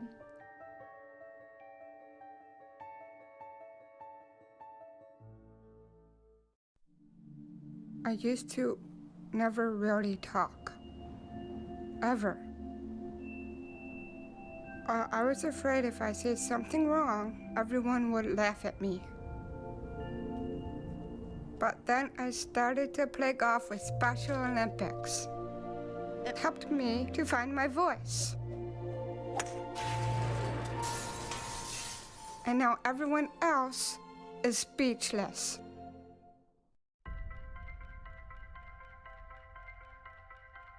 I'm a Division III student athlete, and I know how powerful words can be. The term gay doesn't mean stupid, lame, or less than. So I pledge to speak up if I hear the term gay used in a derogatory way or any other homophobic terms. If you can play in Division III. I'm a Division III student athlete, and my teammates unconditionally accepted me as part of their family. So now I pledge to do the same for others. If you can play in Division III. Thursday edition of the show. Don't forget, we're on the air Sundays and Thursdays, 7 o'clock Eastern time. But if you miss us live, not a big deal. You can watch us on demand or download the podcasts or just listen to the podcasts on iTunes and SoundCloud. Don't forget, Hoopsville Mailbag segment coming up at the end of the show, especially for those of you who maybe listen to the podcast. Obviously, we won't be able to answer your questions on this show. But if you email us, hoopsville@d3hoops.com, we'll answer your questions on a future show. Also, don't forget, Hoopsville fundraiser has been kicked off. We'll talk more about that as we already have at the end of the show. Of course, coincides with the Hoopsville Marathon coming up in exactly a week. We'll be sitting in this chair for 12 hours talking Division III basketball. Hope you can join us for that. Maybe not for all of it. I'll be here for all of it, but hopefully you can join us for part of it. Going to talk women's basketball now, and we're going to head out to the West region, talk to a team that is dominating their conference ever since they got in it. No surprise there whatsoever. It's more about, is the competition right behind them going to maybe nip them in the heels, or can the UW Superior women's team continue their way to another NCAA tournament berth? It was a tough start to the season, losing 3 of 4, but they've only lost 1 game since then. And as we said, dominating the conference, 14-4 overall, 10-0 in conference play. And joining us on the City of Salem Hoopsville Skype hotline is their head coach, Dan Mullhern. Coach, welcome to Hoopsville. Welcome, or thank you for the welcome, and I appreciate you having me today. Absolutely. I appreciate you taking the time, as always. First and foremost, again, a little bit of a rough start. Lost 3 of the first 4 games against St. Benedict, Augsburg, and Eau Claire. That can be something that can sometimes maybe derail a program, or certainly give coaches a bit of a coronary. How did you guys react, or did you kind of expect the start to be a little rough? Well, of those games, one was a last-second shot loss. The other one was also, I think, a 2-point. So those games, we were right in them, played very good teams, and we certainly didn't play as well as what we can. But on the other hand, we really try to play good competition. Every one of those teams is very well coached, and it was a chance to kind of see where we're at. We weren't anywhere near where we are now, but you get better at playing against good competition, and we focus upon the process, not the outcome, and we knew that if we fixed some things along the way, we would get better, and we've been working to do that. Yeah, the St. Benedict game, 1 point, Augsburg 2 points. Obviously, the Eau Claire game, pretty good Eau Claire squad Very they got good. you by 14. Yeah, we saw them in Vegas. They're pretty good. And, of course, the conference is pretty good. You guys almost timed it perfectly to get out of the conference because it has gotten so deep and it has gotten so difficult. There are a lot of good teams in the WIAC now. You guys would have just added to what would have been a very muddy season. No, that's a good conference, and we think we're in a good conference also. Yeah, no, absolutely. We all know the reasons for the move. You're now 10-0 in the UMAC. Your only other loss was to St. Catherine back on December 30th in what I assume was your tournament at home, 61-58. Is that just a matter of exhaustion after the holidays, coming back, playing a second game, or is that also an indication that St. Catherine may be a team that no one's really paying attention to? Let me tell you, St. Catherine's is a very good team. They're very well coached. They've got some really good athletes, and that's a game where we got down, came back. They kind of pulled it out at the end, and good basketball game, and my hat's off to them. And let me tell you, they're going to do damage in the MIAC this year and the coming years. Is that St. Catherine's team and their coaching staff is on the right track. Yeah, unfortunately, they've lost 4 of their last 6, but prior to that, they were on a tear. You never know what could be the factor there. They got lots of season ahead of them. Of course, since then, you've won 5 straight, and as a result, 13 of 14, with wins this past weekend over North Central and Northwestern out in Minnesota. What's been the key so far to the season to your success? Obviously, you're outscoring your opponents by a significant margin on the average, but what's been maybe the underlying factor that's allowed you to be so good this year? I think 2 things. Number one is our freshmen are really growing up. We've got some freshmen that are going to be very good in the future. Starting the year, I knew that they were going to be, but they weren't quite ready for the college game. I think that they've really upped their game, and that's been a big factor. I think the second thing equally as important is that our players have bought into defense. In the past, we've had very good defenses, and every team and every year you have a new flavor. People have to buy in that defense matters. And we've played a little bit different man-to-man defense in the past this year, and our players have really bought into that. You can bring defense every game if you have your intensity, your hustle, and that. Offense, sometimes you're hot, sometimes you're not shooting-wise, but defense is a matter of effort and intensity, and we've really bought into that the last 2 weeks, and that's been a big factor for us. Talking to Dan Mullhern, the head coach of Superior, and obviously a team that has been good for a number of years. We'll talk more about that, but last year, 24-4, 16-0 in the UMAC, and the year before, 19 wins. So this is not uncommon at this point in time to see this program succeeding so well, Coach. This is a program, too, that's got a lot of underclassmen and a lot of experience. You do not have a senior on this squad. If anybody in the UMAC or up in your region knows that, they're probably a little bit worried. This squad comes back raring to go next year, and it's already playing well this year. How much of an advantage of not having any upperclassmen like seniors to graduate has maybe come into play this year? Well, we purposefully in games get our incoming players or newcomers game time. I just think that coaches need to think long term, and sometimes, whether you maybe win by 10 or by 20, it doesn't really matter. I get my younger players in earlier than later so that they get depth, they get experience. I think that's really helped us the last couple of years, is that we have players every year that have played the year before, so we're not kind of starting over. As I said, I've got 3 freshmen this year that early in the season really kind of got their feet wet and are now playing well. And I think that if you do that and purposefully plan ahead, you don't really have the down years because you've got players always that have the experience rather than having to have people start after a year never having been on the court before in a tight situation.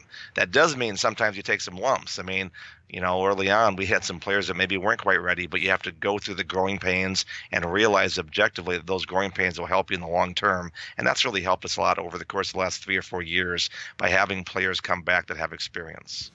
You've got 6 or 7 juniors. You've got 9 freshmen, 1 sophomore, 2 sophomores. So obviously you've got a little bit of a load here coming up in the future. You'll have a lot of seniors next year, but those freshmen will be sophomores with the experience that you're gaining here. Is that just a happenstance that you kind of have a couple loaded years? I know most coaches don't want to necessarily get uneven like that. recruiting at Division III, it's an art. It's not a science. And, I know every D3 coach will say this. You can put as much work in 1 year as the next year. In 1 year, things fall into place in terms of recruits coming and staying. And the next year, you can do the exact same effort and energy, and things just maybe don't go your way recruiting-wise. So I guess my answer is that there was no difference or change in strategy from one of the years to the next. Some years you have kids come, and it seems like it becomes a fit. And other years, for other reasons, people get hurt, get sick, and all those things, it doesn't happen. So no goal there to have it be different. It just has kind of turned out that way. Sure. You're being led by a sophomore in Hannah Norland at 13.7 points a game, and then Haley Contney, a junior, at 13.6 points a game, then 9.9 points from Ava.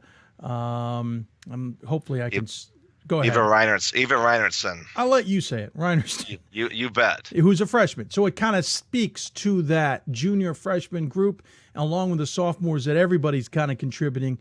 And interestingly enough, you're scoring 73 points a game, but only 2 are in double figures. You're getting a lot of players involved. Well, last year, as an example to that, we had a good year last year, and last year I only had 1 player average in double figures. And we are a team that's not going to be about 1 or 2 girls. We're just not going to do that. We're a team that, depending upon what the other team gives us or who's having a good night. Ironically, last year we had 10 different girls be leading scorers in games, which is kind of an amazing thing. So it's kind of hard to defend us because depending upon the defense or who's hot in that night, any one girl can step up and have a great game for us. And that's been the team. It's what's helped us become a pretty good basketball team. Last season, you had 1 loss since November 24th. November 24th, you lost to St. Benedict, and then you lost to St. Catherine. Interestingly enough, the same 2 teams nipped you this year. Right. St. Catherine beat you on February 8th in a non-conference game. So that was the only loss you had for the bulk of the season before you ran into Oshkosh in a friendly old WIAC game in the first round of the NCAA tournament, and they beat you by 10. So here's the tough question. I know you guys like being in the UMAC, but you've been dominating the UMAC. Are you concerned that sometimes the conference may not, and granted we're working on a very short and small window of information, maybe isn't preparing you for the conference tournament as much as maybe the WIAC had been? Well, that's a philosophical question. I guess my response is that we go into every game not focusing upon our opponent, but upon are we getting better or not. And I think that if, Brad Stevens, Boston Celtics coach, talks about being process-oriented, we talk a lot about the process. And if we're doing things on our end to get better, for example, if we're executing our offense and or our defense, we can get better at that regardless of who we're playing against. On the other hand, you can also win games and not get better. And if we win a game and maybe don't get better, we're on our players about that. So I guess my point is that if you focus upon process and improvement of the process, it's somewhat irrelevant as to who you're playing in terms of getting better. But I guess I'd like to add to that is, our conference this year, Minnesota Morris, is really, really good. I mean, they've improved their game. Northwestern College, Aaron Call, very good coach. Bethany Lutheran, they've got 2 of the best guards in the whole Midwest. So I think that, Northland College, they've won 2 games against WIAC schools this year. Mm-hmm. So I think that the UMAC is absolutely slowly but surely getting better. And we got coaches that are really getting after it recruiting-wise. And it's a conference that's got good people, good quality coaches that are going to be better and better.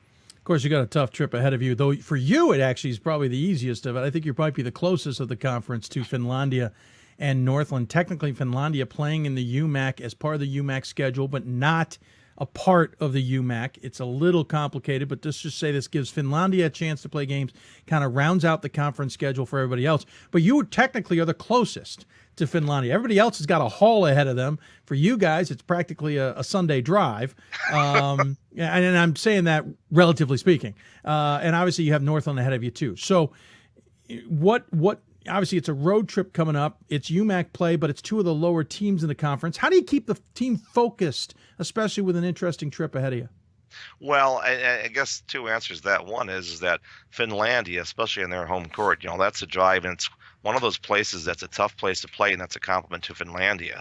And Northland College, again, they won, they beat 2 WIAC schools this year on their home court. And Daryl Tucker, their coach, is just getting better and better with that team. They've got several players, several new girls, and we know that they're a good game. They're really good. They can shoot the lights out. So I think that our players realize that we've got a special thing going, but I also think they realize that if you get ahead of yourselves, you read your press clippings, that can end real quickly, and we've done a pretty good job of keeping them grounded and working upon next game, let's play well. depending on which option you take. It's a 4 to 5 hour trip around the southern coast of Lake Superior. Like I said, for you guys, not a big deal. For everybody else, it's a bit of a haul.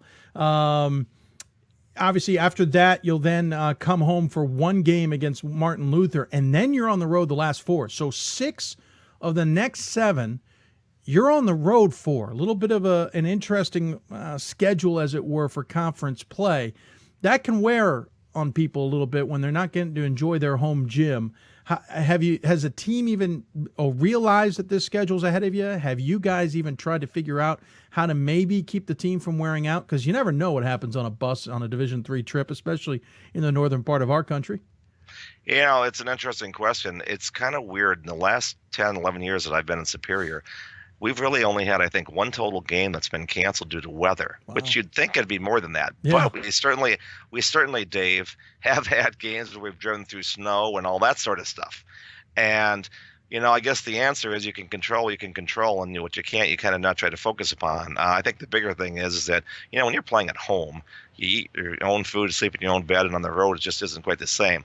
But our girls on the road trips, we travel with their men, and our men's team and women's team gets along well. So I think it's been kind of a us against the world sort of thing, where you get on the bus, you have fun, you sing some songs together, and all those sorts of things. I think that we've created a fun atmosphere of that, and kind of a little bit of an adventure atmosphere on a road trip, which has made it kind of a fun experience for the players. We should point out, back at the beginning of December, you played 4 games in 7 days, all of them on the road. Northwestern and North Central were away games on the 2nd and 3rd. Then on the 6th, you played Stout in non-conference play. And then on the 9th, you played Northland. I should say it was 5 games in 8 days. The difference was Finlandia ended up being a home game on the tail end of that. So in other ways, you maybe have already gone through this, and maybe on a stacked version, since you had 4 games in 7 days on the road and 8 games in 5 period. And, you know, the WIAC, we were toward the northern end of the WIAC geographically, Right. I emphasize. So I think our team is kind of toughened up with the road games and travel and stuff. And, you know, I think that a bus ride you can make into what you want to. And, the girls, we have a team that really has great team chemistry and likes each other. And when you get on the bus and you can have the different movies and the laughter and stuff, that can be kind of a fun thing, team bonding, and then the hotel trips. So I think that you can make road trips into what you want to. And if you frame it as it's kind of a fun, spend time together, do things together thing, it can be a real positive. Before you let you go, I wanted to point out something that's interesting. You know, if people look at this squad and know what the last 5 years have been, and we talk 14-4 now, 26-4 the year before, 19-8 in 2015, 16-12 in 2014, and 19-8 in 2013. People see that this is a very good program, has gotten wins, has been very, I wouldn't say dominant, but certainly in the conversation. People might not realize that you have a below 500 record at Superior. It wasn't this easy for a long time. 5 to 8 wins was the norm for a number of years. It changed about 2012 when you went 12-14, and that opened the floodgates to where we are today. What changed? And it was a quick change. It was in a span of 2 years. You went from 8-17 to 19-8. What changed? And is there a key thing that changed, or was there a mentality that changed? What was the dynamic that shifted this program in such a dramatic direction? If you look at the numbers, I would agree that from a number point of view, Dave, that the numbers did change within a small amount of time. But I would suggest that in life and anything, anytime that positive change occurs, the input of change and the getting personnel that buy in takes a lot longer. So it wasn't like 1 year all of a sudden players figured it out. That's just not correct. What it was changing the culture, and I realize that that's cliche in coach speak, but the fact is that when I was hired here, we had to develop some new habits, some positive ways of thinking, and there's players that weren't maybe part of the outcome that really helped with provide the different in attitude, work ethic. And for example, our players do a lot of summer stuff. We're involved in a couple different summer leagues that the NCAA sponsors, weekend tournaments and stuff. And that didn't happen when I first got here. Our players in the off season, and every team now does that, they lift and they buy into that. So I guess the change is the work and the input and sweat equity that the players have put in that then shows up in an outcome 2 or 3 years later. You know, today's world, Dave, everybody wants instant results. But to be honest, successful teams put in the work 2 to 3 years before they get the outcome, and our players have been willing to buy in and know that the outcome will occur. And I'm lucky to have young ladies that have bought into that, and that's what the change has been. One other thing I wanted to ask you about before you go, if anybody knows your career coaching, there was a 3 seasons there where you left women's basketball and you dabbled in men's basketball at Lindenwood in Missouri, and then you went back to women's basketball. I can probably understand why you went into men's basketball. It tends to be the draw, to be honest, especially for male coaches. They kind of go, hey, I want to go back into the men's game. But what drew you back to the women's game? Yeah, that's a complex question. I guess I'd say a couple things. One is that I really, really like the women's game. I think is kind of what Naismith back in the day, I think, really talked about. It's a lot of passing, cutting, moving, and actually, passing the ball in team basketball. So that draws me to it. I think a second thing was the opportunity to get back near my family, which this job afforded. And I guess I would say this. I think that, there's biases and pluses to everything, but I think that the women's game, female athletes buy into the team and the team chemistry and such, which I really like. I like that our team is a family and they like that kind of stuff. We do a lot of team bonding stuff. I like being able to have a team meal where we can sit and actually enjoy each other. And I think that those things the female athlete have really been good at buying into, and it's made it fun for me and what I really enjoy as a coach. Yeah, great insight, Coach. Appreciate you taking the time to chat with us and give us that insight as well, and giving us an idea of what's happening on the southern shore of Lake Superior. As always, we give the coach the final word on this show. Any final thoughts you want to share with those who may be tuning in? Well, I just want to thank you, Dave. I mean, D3 Hoops, I remember back when I got this job, D3 Hoops started really expanding, and it's become something that everybody tunes into. And I don't want to, just toot your horn for the sake of sounding like for me, but, you've made this a forum where the fans, the whole community of Division III basketball loves seeing it. And I thank you for, giving us a voice and making this just a fun experience for the Division III student athlete. Well, thank you, Coach, for taking the time to come on the show and chat as well. It helps, especially via Skype. It's nice to see you. Little insight, by the way, they can't see me because this video camera is on the show. They can't see me, so this is strange for them. But for me, it's great. I love it. Coach, thanks so much. Really appreciate it. Good luck the rest of the season. We look forward to seeing how everything plays out. Expect to see you in March and hope to see you there. You bet. Thank you, Dave. Dan Mullhern joining us from Superior. Again, the team is 14-4 overall, have lost 1 game since early December, or late November, I should say. They got Finlandia and Northland on the road coming up. When we come back, we'll continue the women's basketball topic, and we'll talk to a team in the top 10. The undefeated Ohio Northern Polar Bears joins us. Coach Durant joins us here on Hoopsville. You're listening to Hoopsville, presented by D3Hoops.com from the WBCA NABC studios. More Hoopsville after this. Great moments are born from great opportunity. That's what you have here tonight. That's what you've earned here tonight. This is your time. Now go out there and take it.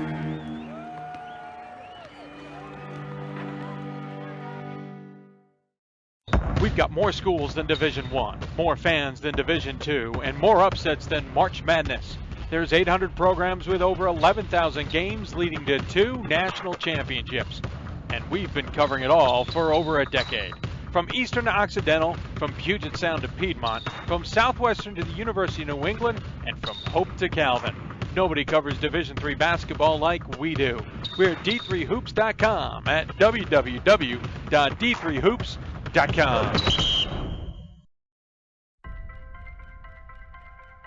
I'm a Division III student athlete, and I know how powerful words can be. The term gay doesn't mean stupid, lame, or less than. So I pledge to speak up if I hear the term gay used in a derogatory way or any other homophobic terms. If you can play in Division III. I'm a Division III student athlete, and my teammates unconditionally accepted me as part of their family. So now I pledge to do the same for others. If you can play in Division III. And welcome back to Hoopsville, everybody. Hope you're enjoying this Thursday edition, as we have said already. Talking women's basketball currently, but obviously lots to cover. So if you've got questions for us, tweet us at D3Hoopsville or hashtag Hoopsville. Email us, hoopsville at D3Hoops.com. Join us on Facebook, where we are live simulcasting the broadcast on Facebook Live. You can join us there at facebook.com/Hoopsville. And, of course, any of you who might be watching on demand or via the podcasts, we appreciate you taking the time. Hope you can interact with us. Of course, that is in part by the Hoopsville Mailbag. You can email us, as we mentioned, hoopsville at D3Hoops.com. But interact with us on social media as well. If you have questions you'd like to share with us, we'd love to have them, so on and so forth. Remember, coming up at the end, if we have any questions, we'll do the Hoopsville mailbag. We'll also recap anything that's happening tonight and talk about other details as well. And I keep the topic of women's basketball going. Talk to Wisconsin Superior, who's certainly having another good season. Another team that's having a tremendous season. And really, it's been almost expected for the last 6, 7 or so years that the Polar Bears of Ohio Northern are going to be in the conversation, not only in the OAC, but nationally. But I almost feel like they maybe have flown a little under the radar. Even I was surprised when I noticed they were still undefeated and we hadn't talked to Coach Durant. Sometimes it happens that way, and sometimes it's just missed. But they're 18-0. They've moved into the top 10 in the D3Hoops.com top 25. Coming off of last season's 23-5 campaign, you got to be certainly impressed with their 18-0 campaign so far now. But what does it all mean, and how's the season really progressing behind the scenes? Well, that's why we talk to coaches. And joining us on the City of Salem Hoopsville hotline is their head coach, Michelle Durant. Coach, welcome to Hoopsville. Thanks, Dave. Appreciate you taking the time. I say this all the time probably with you. You got to be thrilled with what's going on in Ada, Ohio. Absolutely. It's been a fun year so far. Yeah, 18-0. Certainly has been fun, though we'll talk about the near miss against Wilmington on Wednesday night, but that was obviously a big game. But you started off the season with wins over Case Western and Mount St. Joseph. You kind of started rolling along, got some other wins against some other Great Lake regional foes. Got into conference play, and you started off tough. Capital and Wilmington right out of the gate, and you beat Wilmington 78-51. This is a team that, again, you just beat last night in overtime, but they're sitting behind you and tied for second in the conference. You really kind of got the season rolling in the right way right from the get-go. Yeah, I mean, we started with some pretty tough teams. Of course, anyone in our conference, I think, is really good, or anyone can beat anyone in our conference. So going to Capital is always difficult for us, so it was good for us to get out of there with a win. And Wilmington, I think, is one of the best teams around in our region, even though, they've lost a few games. They've played a really difficult schedule, and that game was actually tied at halftime when we played at home, and then we played a little bit better in the second half. And of course, last night was a little more difficult at their place.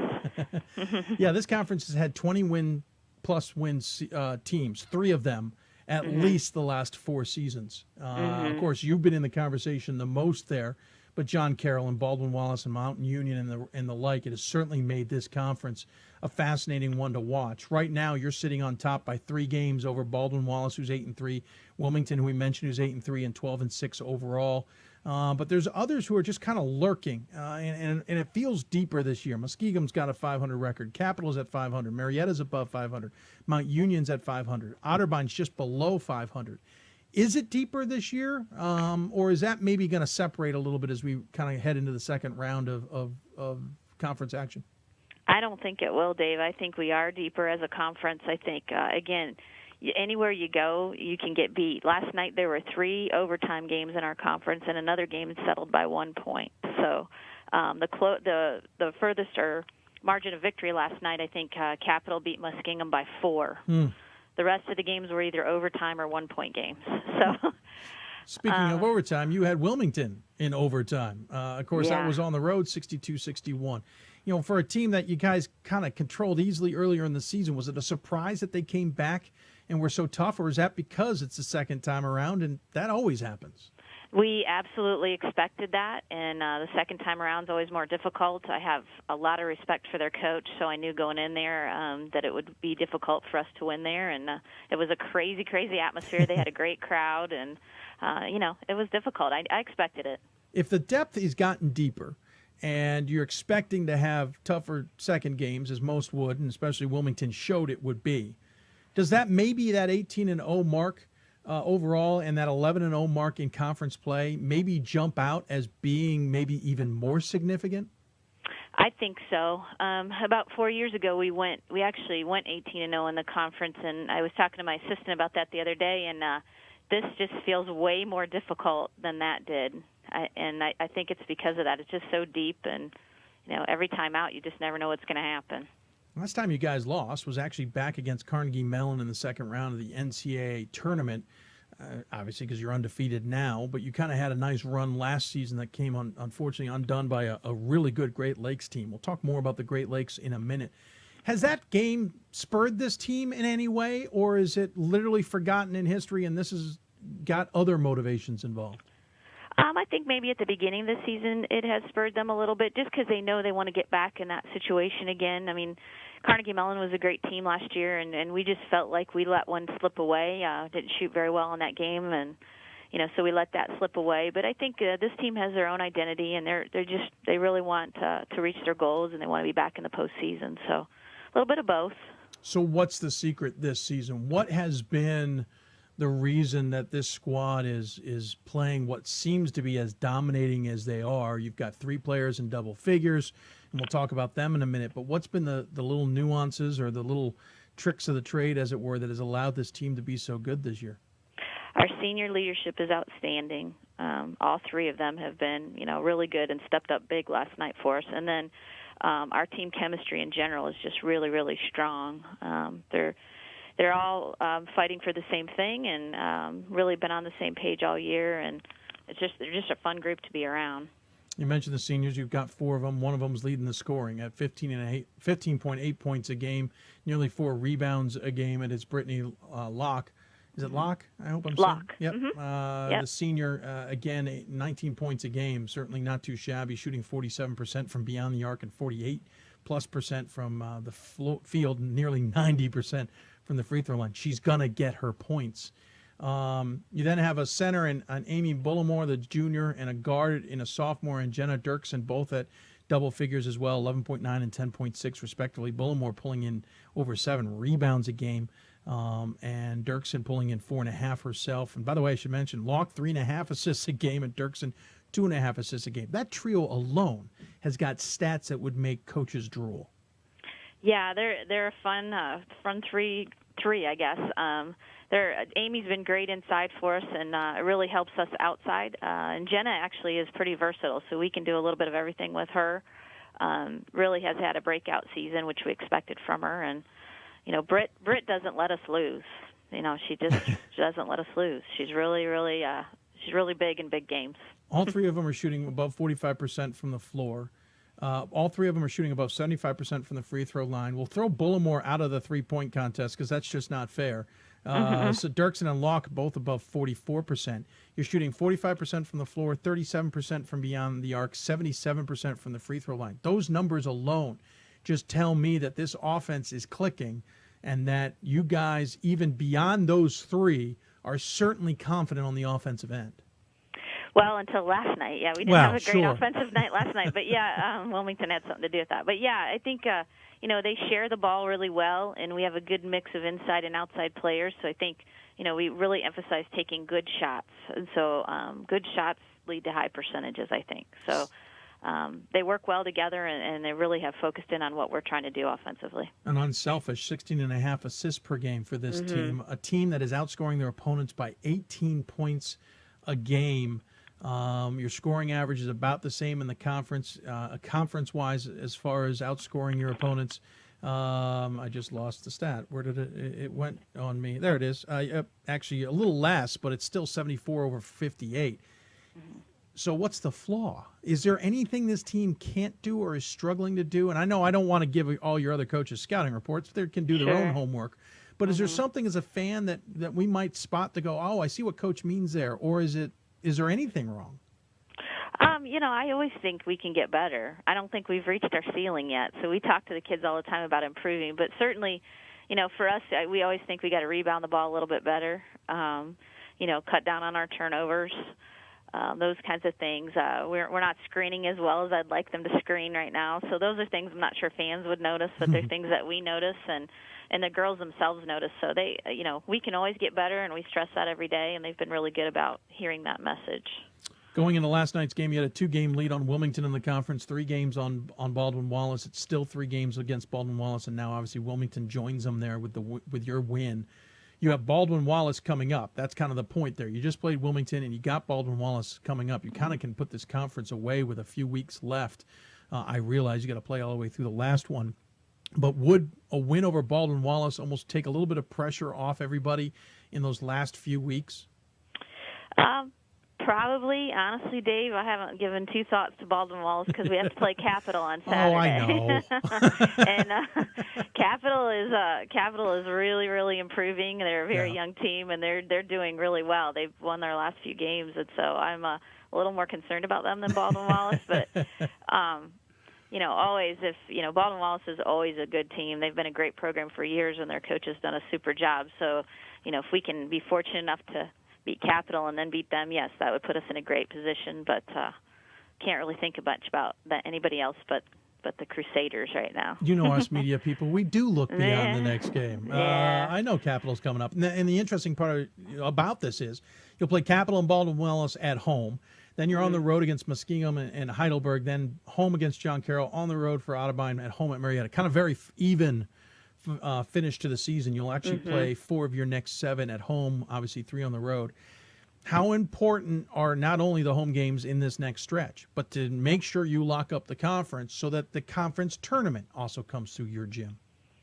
Oh, it's huge. And we talk about wanting to win home games all the time, and we've been really, knock on wood, really good at home. So, it's huge for us. We've got to get our home games, and having the conference tournament here is really, really important to us as well. And this Great Lakes region, I mean, if you really look at it, there are some incredibly good teams in this region. We already know about Thomas More, 2 straight national championships. Yes, one of them got pulled, but let's just be, for the sake of argument, 2 straight national championships. You've got Hope, obviously, who's playing well despite a loss last night to Trine, but Trine's in the conversation. Or actually, they lost to Albion. I apologize, but Trine's in the conversation. Calvin's in the conversation. Carnegie Mellon is continuing to play well. Case Western Reserve is playing better than they have in the past. We can go into the NCAC and talk about the good teams coming out of there as well. This seems like a stacked region. How important is it to also play well so that maybe you can get a good position in the NCAA tournament as well? Oh, it's huge. I mean, I've felt like our region over the last 4 or 5 years has been, probably the strongest in the country, especially when you have Thomas More in it. But DePauw is really good. I mean, they're beating people in their conference right now. You mentioned Carnegie Mellon. Everybody, there's a lot of really good teams in this region. And in our conference, and unfortunately our conference, we keep beating each other. But there's some teams in our conference, I think, that would do very well in the NCAA tournament. So it's huge. And, if we could, be fortunate enough to continue this and get into the tournament, it certainly is important where we're placed. Granted, the way the tournaments are put together, as we all know, it's hard to sometimes avoid the really good teams around you simply because of mileage. But how important is it also to try and be away from Thomas More, away from Hope, away maybe from Carnegie Mellon, at least until a later round so that you don't have to necessarily deal with them in the opening weekend? I would love that because we seem to be, we always seem to get stuck with Hope. We've been at Hope for our last couple times. We've been for the NCAA tournament at DePauw once. So it's really, really important. I'm not sure that we will be able to avoid it based on how the NCAA has been doing things, but it would be nice if we could. Yeah, I can understand that. So what's the message to the squad? What are you talking to with your team when it comes to the stretch run here in the final 7 games? Is it a different message than what you've been preaching already? Is it kind of reiterating what you've already been talking about? How do you kind of get this team focused on the task at hand? I haven't had a ton of trouble focusing them. They're pretty focused themselves because they know what they want. But I think it's the same message. We're just going one at a time. We talk about right now we're 2-0. And we've got our 3rd conference game on Saturday against Capital, and we want to go out and prepare for Capital, and that's really all that we're thinking about. We haven't really talked about too much other than that, and improving every day. Something interesting about your history as we drive back a little bit. Obviously, you're a Bluffton alum, and you got a chance to coach your alma mater for a number of years before moving over to Ohio Northern. What was it like to be able to coach your alma mater in the first place? Oh, it was wonderful. I loved my time at Bluffton, and it's only 10 miles away from Ada, so I didn't go very far. It was wonderful to coach them. I enjoyed it a lot, and got to move not too far away and get over here to Ohio Northern, and still watch Bluffton do. They're having a great year as well. So it's nice to see them do well, and but I enjoyed it very much. I love coaching in general, so it was neat to do it at Bluffton to start out with anyway. But how hard was it also then to walk away and go to another school, and in this case a different conference clearly, but you step away and go somewhere else and leave the campus? Super difficult. I loved my time at Bluffton. I loved the people there. I loved the kids that I had, still do. And then but it was just time for something a little different, and I felt like coming over to Ohio Northern and get to be in the Ohio Athletic Conference. It's a big challenge, but I knew if we could do well here, we could be in the national spotlight a little bit, and that was the goal. So it was super hard to leave there, but I think everybody needs change once in a while, and it was good for me. I haven't seen Bluffton on the schedule in recent years. You docking your elbow? We don't play each other, actually, and I think we might actually be playing each other in a tournament next year, but we'll see. We always scrimmage them. We scrimmage each other every year. We haven't played each other. Not sure why. I don't know. Early on, we didn't want to do that, and then it just kind of developed into a nice scrimmage situation for both of us. So. It's a close school. I can understand that. Yeah. Well, Coach, I really appreciate you taking the time to join us. A fascinating season, obviously 18-0, one of the best since 2013 when you guys went 27-2 overall and went undefeated in the conference. Obviously, as you point out, and as well we all know, there's still plenty of basketball ahead. Mm-hmm. Yep. 7 regular season games plus the conference tournament, and then hopefully the NCAA tournament as well. But as always, we give the coach the final word. Any final thoughts you want to share with those tuning in? Well, I just hopefully we can keep this going and go Polar Bears. Very good. Coach, thank you so much for joining us. We'll talk to you soon. Thanks for having me. Absolutely. Michelle Durant joining us on the Hoopsville hotline, sponsored by the City of Salem. A couple of weeks ago, I got asked in the Hoopsville mailbag what I thought were the toughest conferences, or at least I should say regions in order in Division III. And on the women's side, I may have had Great Lakes 1, and I had Great Lakes 2, maybe 3. I may have been incorrect there. It may be number 1. It may be better than the Central Region with the CCIW and the WIAC because it is deeper, more conferences with better teams. We mentioned the MIAA, we mentioned the NCAC, the UAA, and the OAC. Don't forget the HCAC has got some good teams there in the Great Lakes on the women's side. It's just as good as what we've been talking about in the Mid-Atlantic on the women's side as well. Those 2 regions alone have got some great basketball, and those 2 regions alone most likely will have some disappointments when it comes to the NCAA tournament, whether teams don't make it or teams lose out early, just the way those brackets are going to have to be forced to be built. But those 2 regions are fun to watch, and I appreciate Michelle Durant joining us from Ohio Northern to talk about her conference, her team, and obviously the region.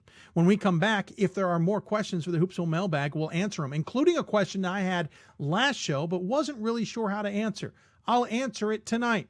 But if you have questions for us for tonight's show or for the future, email us, hoopsville@d3hoops.com. You can even send them via Twitter if you want, @D3Hoopsville. When we come back, the Hoopsville mailbag, and we'll talk about the fundraiser and other things going on. You're listening to Hoopsville, presented by D3Hoops.com from the WBCA and ABC studios. More Hoopsville after this. We've got more schools than Division I, more fans than Division II, and more upsets than March Madness. There's 800 programs with over 11,000 games leading to 2 national championships. And we've been covering it all for over a decade. From Eastern to Occidental, from Puget Sound to Piedmont, from Southwestern to the University of New England, and from Hope to Calvin. Nobody covers Division III basketball like we do. We're at D3Hoops.com at www.d3hoops.com. For the love of the game. But for those of us who are Division III student athletes, it's more than that, a lot more. Sure, the game is important, but as we work so hard to build both mind and body, it's more about team. That is why NCAA Division III teamed up with Special Olympics, and in giving the gift of sport to those for whom it seemed an impossible dream, we are working to make this a better world. Help us keep that dream alive. You can make a difference. This is why we love sports. It's in the way they play, free from the pressures and all the money talk. Playing for simply the love of the game, where everyone has a shot at their definition of success on and off the field.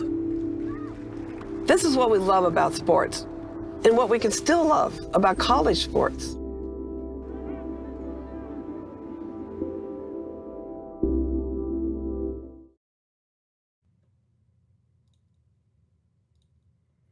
And welcome back to Hoopsville, everybody. Hope you've been enjoying the show. Good one tonight here on Hoopsville. Lots to talk about on Hoopsville. We hope you've enjoyed it. I want to thank our guests, and we will do so formally in just a little bit.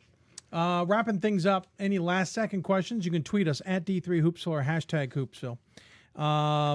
You can always use that to interact with us. If you get guest ideas, email us or tweet us your guest ideas and why you think they would be a good guest.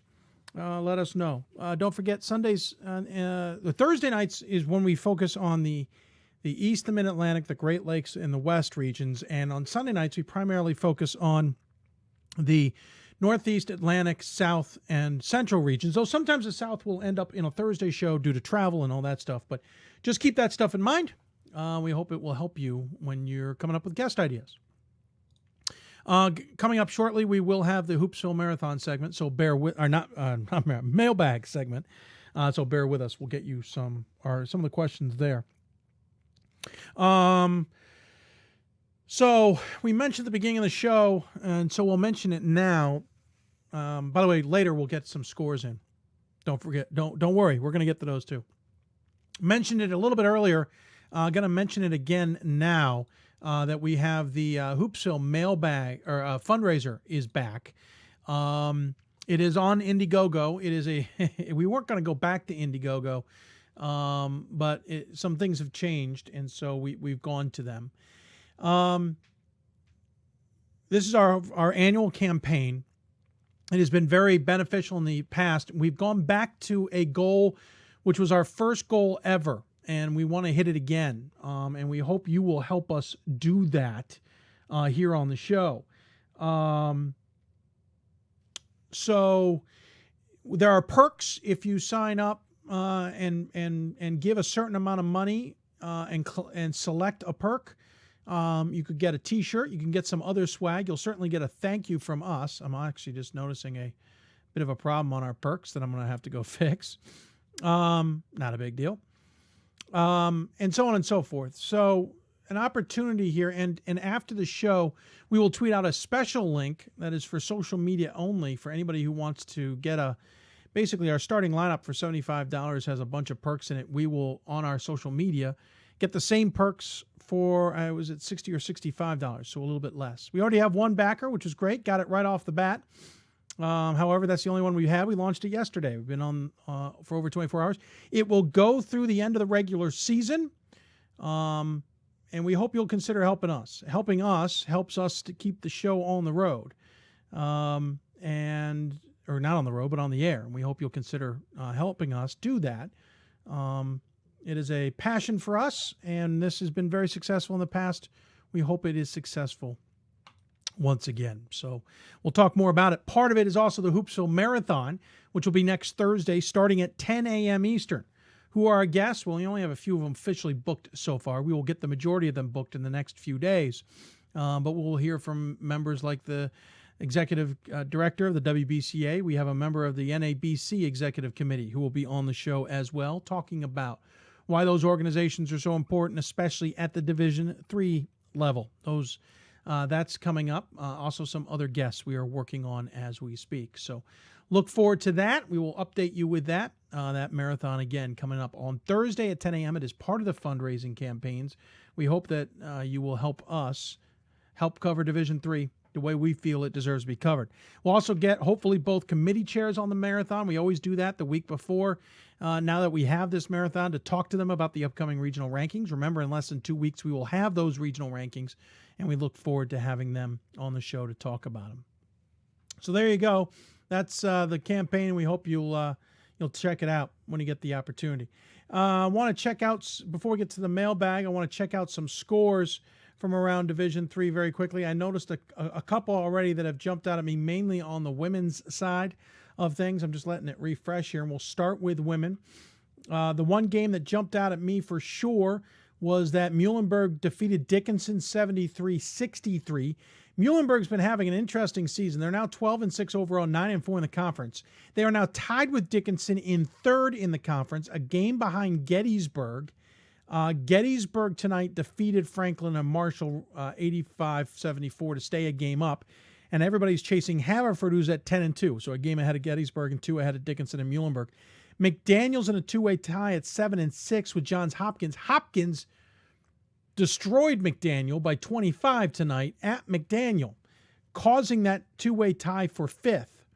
I don't remember if the women have that play-in game or not, but obviously everyone's trying to position themselves for the tournament at the end of the season. Franklin Marshall and Ursinus are at 6 and 7. So the Centennial race, while it hasn't been the most interesting, we talked about the Mid-Atlantic on the women's side being really interesting this year. The Centennial race hasn't been the most interesting of the 4 conferences in the Mid-Atlantic region until maybe about now.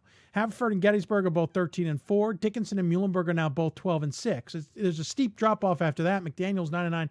Hopkins is 8 and 9. So those 4 teams at the top have certainly created an interesting dog race. I'll be fascinated to see how it turns out. However, I don't think this conference gets a second bid right now, considering Haverford and Gettysburg both have 4 losses. Basically, Haverford's going to have to go all the way to the championship game, I think undefeated, and lose there for a chance at an at-large bid. I think everybody else will beat each other up. But that's one of the scores that jumped out at me on the women's side, was what was going on in the Centennial Conference. This is one of those 3 games a week scenarios this week, and so that's why that one jumped out at me. On the men's side, Tufts easily handed Newbury, the number 4 team in the country, won 113-74. No surprise there. Claremont Mudd Scripps will be in action against Laverne. That's coming up at 10 o'clock Eastern time if you happen to be listening to us live. Ursinus is a team to watch on the men's side of the Centennial race. They beat Haverford tonight, 87-58. They have quietly put together a heck of a season here. And coming along. Now, they have just lost to McDaniel last weekend, and that ended a 4-game winning streak, including a 3-overtime game against Muhlenberg that ended it, and an overtime game against Washington. They're not blowing teams away, but they're certainly playing well. They are now in second place in the conference. We're waiting for the scores from Swarthmore. If Swarthmore happens to lose, they'll be tied for first place. Last we checked on Swarthmore, they were leading Washington College on the Eastern Shore 55-44. So most likely Ursinus is going to find themselves in second place, possibly with Hopkins. Hopkins is playing McDaniel as we speak and leads 51-36.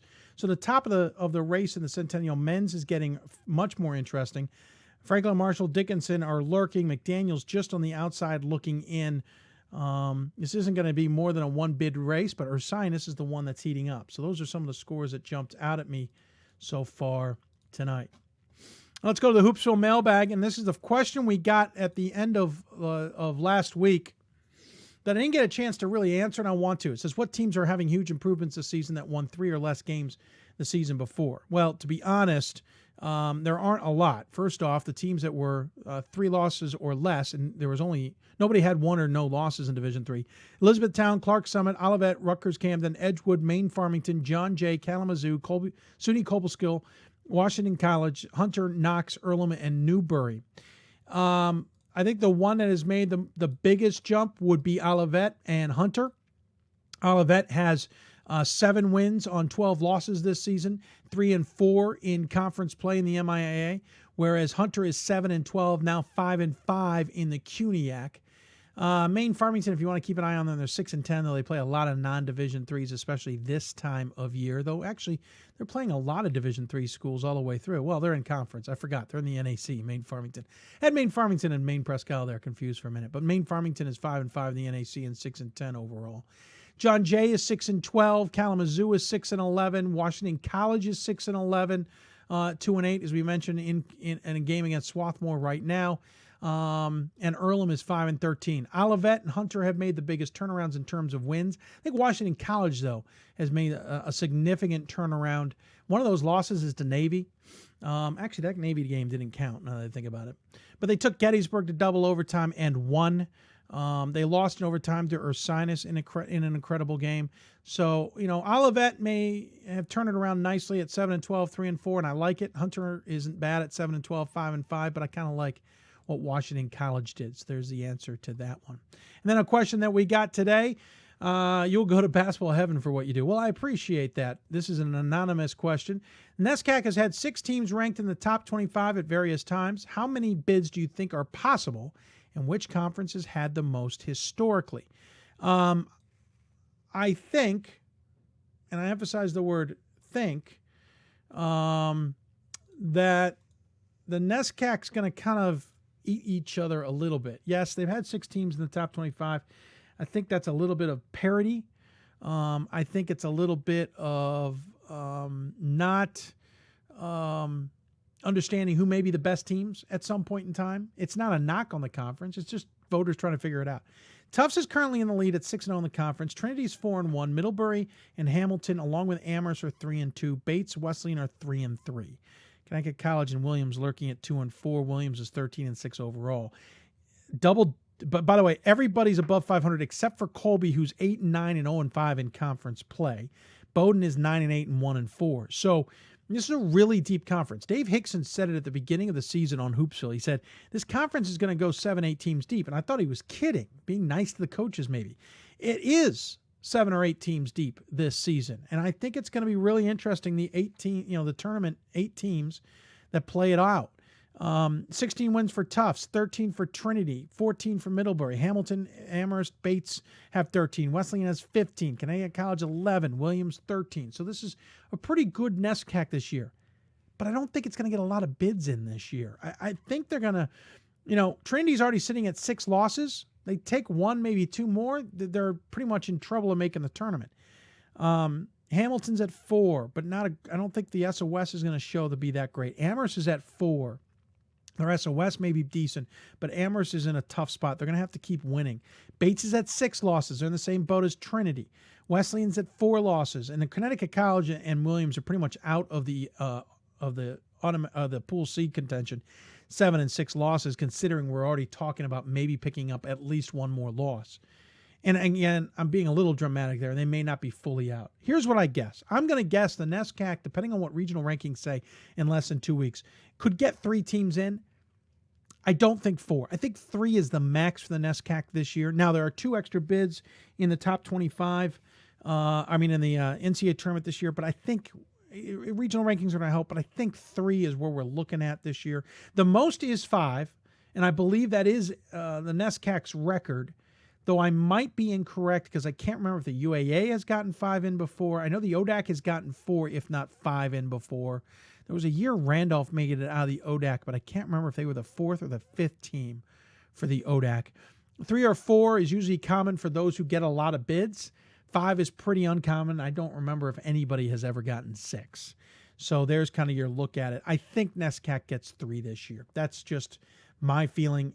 I need to see regional rankings to see a lot of the SOS numbers. I also don't have the SOS numbers on the top of me. I should have looked them up ahead of time. But the SOS numbers this time of year are a little tricky as well because some of the round robin play in other conferences hasn't really had an effect. So that's kind of where I come from on that one. Last check to see if there's any other questions. I don't see any. Just going to check our email to make sure there's nothing else. And I don't see anything there. So we're going to wrap it up. Sunday, don't forget, we're going to be on the air at 7 o'clock once again. We'll be covering the Northeast, the Atlantic, the South, and the Central regions primarily, along with the WBCA Center Court segment. And don't forget, got the marathon coming up on next Thursday. And then next Sunday, we'll be on the air at 1 or 2 o'clock Eastern. We'll double check it. That's Super Bowl Sunday. We'll not go on the air at 7. We will update you accordingly when we get that far. I want to thank all of our guests who appeared on the show tonight. Frank Marcynic from Susquehanna, Luke Flurtsy from Rochester. Also, thanks to Dan Mullhern, from Wisconsin Superior, and Michelle Durant from Ohio Northern. Of course, thank you to the SIDs and assistant SIDs and everybody in their departments for helping us get those guests on the air. Notice 3 of them, of the 4, were on Skype. I want to thank everybody for making those efforts. It's great to see the coaches when we are talking to them. Again, don't forget about the Hoopsville fundraiser. Please consider helping us out. You can get a T-shirt possibly and other goodies, as it were. Please consider us and help us. We'd really greatly appreciate it. We'll certainly talk more about it as time goes on. Got a big goal in mind, but that goal allows us to travel, allows us to update some equipment. Like this computer we're using now is starting to show severe signs of age. It's 4 years old. We need to do a few things to keep it up and running. It's doing well. It's just showing its age, just like a good car. So, before we leave, I forgot. We were going to mention my top 25 from last week. Let me really go through that. So, what's interesting is for the top 8, I didn't make any changes. I stuck with number 1, who was Babson. Number 2 was Whitman. Rochester was 3. Christopher Newport 4. Denison 5. Ramapo 6 and Whitworth 7. The only change I can see right now is Whitworth will fall out of my top 10. I don't think they haven't shown me against Whitman to be as good as I thought they were. I moved River Falls up 1 to number 8. and Tufts moved up to number 9 from the 10th spot. New Jersey City moved into the top 10 from 12. Salisbury moved up to 11 out of 15. Amherst moved up as well. Amherst actually came from the 17th spot up to the 12th spot. And really, that was more about filling in the hole. I wasn't all that comfortable with Amherst at 12, but I didn't have anybody behind them I felt like putting into 12 either. You could make an argument for Wash U. I moved them up from 20th to 13th. Hope is in the 14th slot, moving them up from 19th. I did move Wash U ahead of Hope. I just thought Wash U was doing a little bit better right now than Hope was. Marietta moved in the top 15 for the first time in a while for me, coming out of 21st. St. Norbert fell a couple slots. I didn't ding them too much for their loss to Ripon. I probably could have gone further, but I kind of like what I see out of the Green Knights besides that game against Ripon. I have St. Norbert at 16. Hardin-Simmons is at 17. Guilford at 18. Guilford had been 16, so I didn't really ding them too hard for the Hardin-Simmons loss. Eau Claire took a tumble. They went 1-1 and lost to Stevens Point. I moved them all the way down to 19. Basically, they got 4 losses in the last couple of weeks, have struggled, and I've been a little frustrated, so I moved them to 19th. I moved Augustana in the top 25 for the first time. Don't be surprised if we talk to them in the near future. They have surprised me this season. They're playing well. I put them at 20th for the first time in the rankings. Middlebury, I moved up 1 to 21. Wesleyan up 1 to 22, despite the fact that both teams lost, but both teams lost to teams ranked well ahead of them. North Park took a tumble. I had them at 8 the previous week. I moved them all the way down to 23. I'm a little nervous. I had said at the beginning of the year that, I didn't rank them. They had 2 All-Americans, but I didn't see anybody else that meant anything to me, and I didn't think they could do anything more than the All-Americans. They obviously proved us wrong for a good chunk of the season. However, they're back to me worrying about the supporting cast, so they're down to 23. Benedictine stays at 24. I removed Newman, despite the fact they didn't lose, but they barely got past Rosemont. And I know Rosemont is an improved team, but Newman needed overtime to do it. I'm a little concerned about Newman. I know they're playing well. I know some have said that this may be the best team they've seen in a long time. I'm just not confident. I'm a little nervous about Newman. So I replaced them with Claremont Mudscripts. I don't know a lot about Claremont Mudscripts either because they're on the West Coast and but they finally beat teams above 500, and that was good for me. And they not only beat them, they beat them handily. They had, until a couple weeks ago, or really until last week, they hadn't played anybody with an above 500 record, so I wasn't buying in. So I wanted to see how they did against above 500 teams. They did well. They did very well, so I put them at 25, and I removed Newman in the meantime. So here's my top 25. We're going to take a break and come back on Sunday night. Again, 7 o'clock Eastern time. Please join us here. Forgive us if you had any trouble trying to watch the live show. I was apparently sending out a wrong link. I copied a wrong link somewhere. And we were setting up the wrong link, but we hope you caught up. If not, watched on demand, I should say, or listen to the podcast. Certainly good ways to tune into the show, and we thank you if you have used those avenues. Don't forget about the Hoopsville mailbag segment. You can email us, hoopsville@d3hoops.com, and we'll answer your questions here on the air. Don't forget about the Hoopsville fundraiser as well. We'll talk plenty more about that. Look for information on our Instagram and Facebook, Instagram, Twitter, and Facebook accounts as well, especially in the next few days. Thanks so much for tuning in. Again, thanks to our guests for joining us, and thanks to their SID departments for helping us as well. Hope you enjoyed the show. I want to thank D3Hoops.com. Also thank the City of Salem, the host of the Men's Division III Final Four, for hosting our hotline as always. We appreciate Kerry Harvey Cutter and the rest for the work that they do. We look forward to being back in Salem, believe it or not, in about a little under 2 months.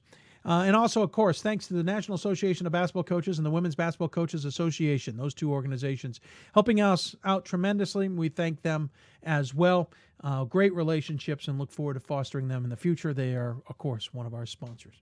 We also are doing some new advertising. We've sent it out to a few schools. We're going to send it out to some more if you're interested in advertising on the show. Drop us an email or drop us a tweet, and we'll get in touch with you. Thanks so much for tuning in, everybody. Hope you enjoyed the show. You have been listening to Hoopsville, presented by D3Hoops.com from the WBCA NABC studios, and thanks to the City of Salem for hosting the Hoopsville Hotline. Thanks for tuning in. We'll see you back here on Sunday night. In the meantime, enjoy some good basketball. There's plenty going around in Division III. We'll see you back here to catch up on what happened and see what's going on in the future. Good night, everybody.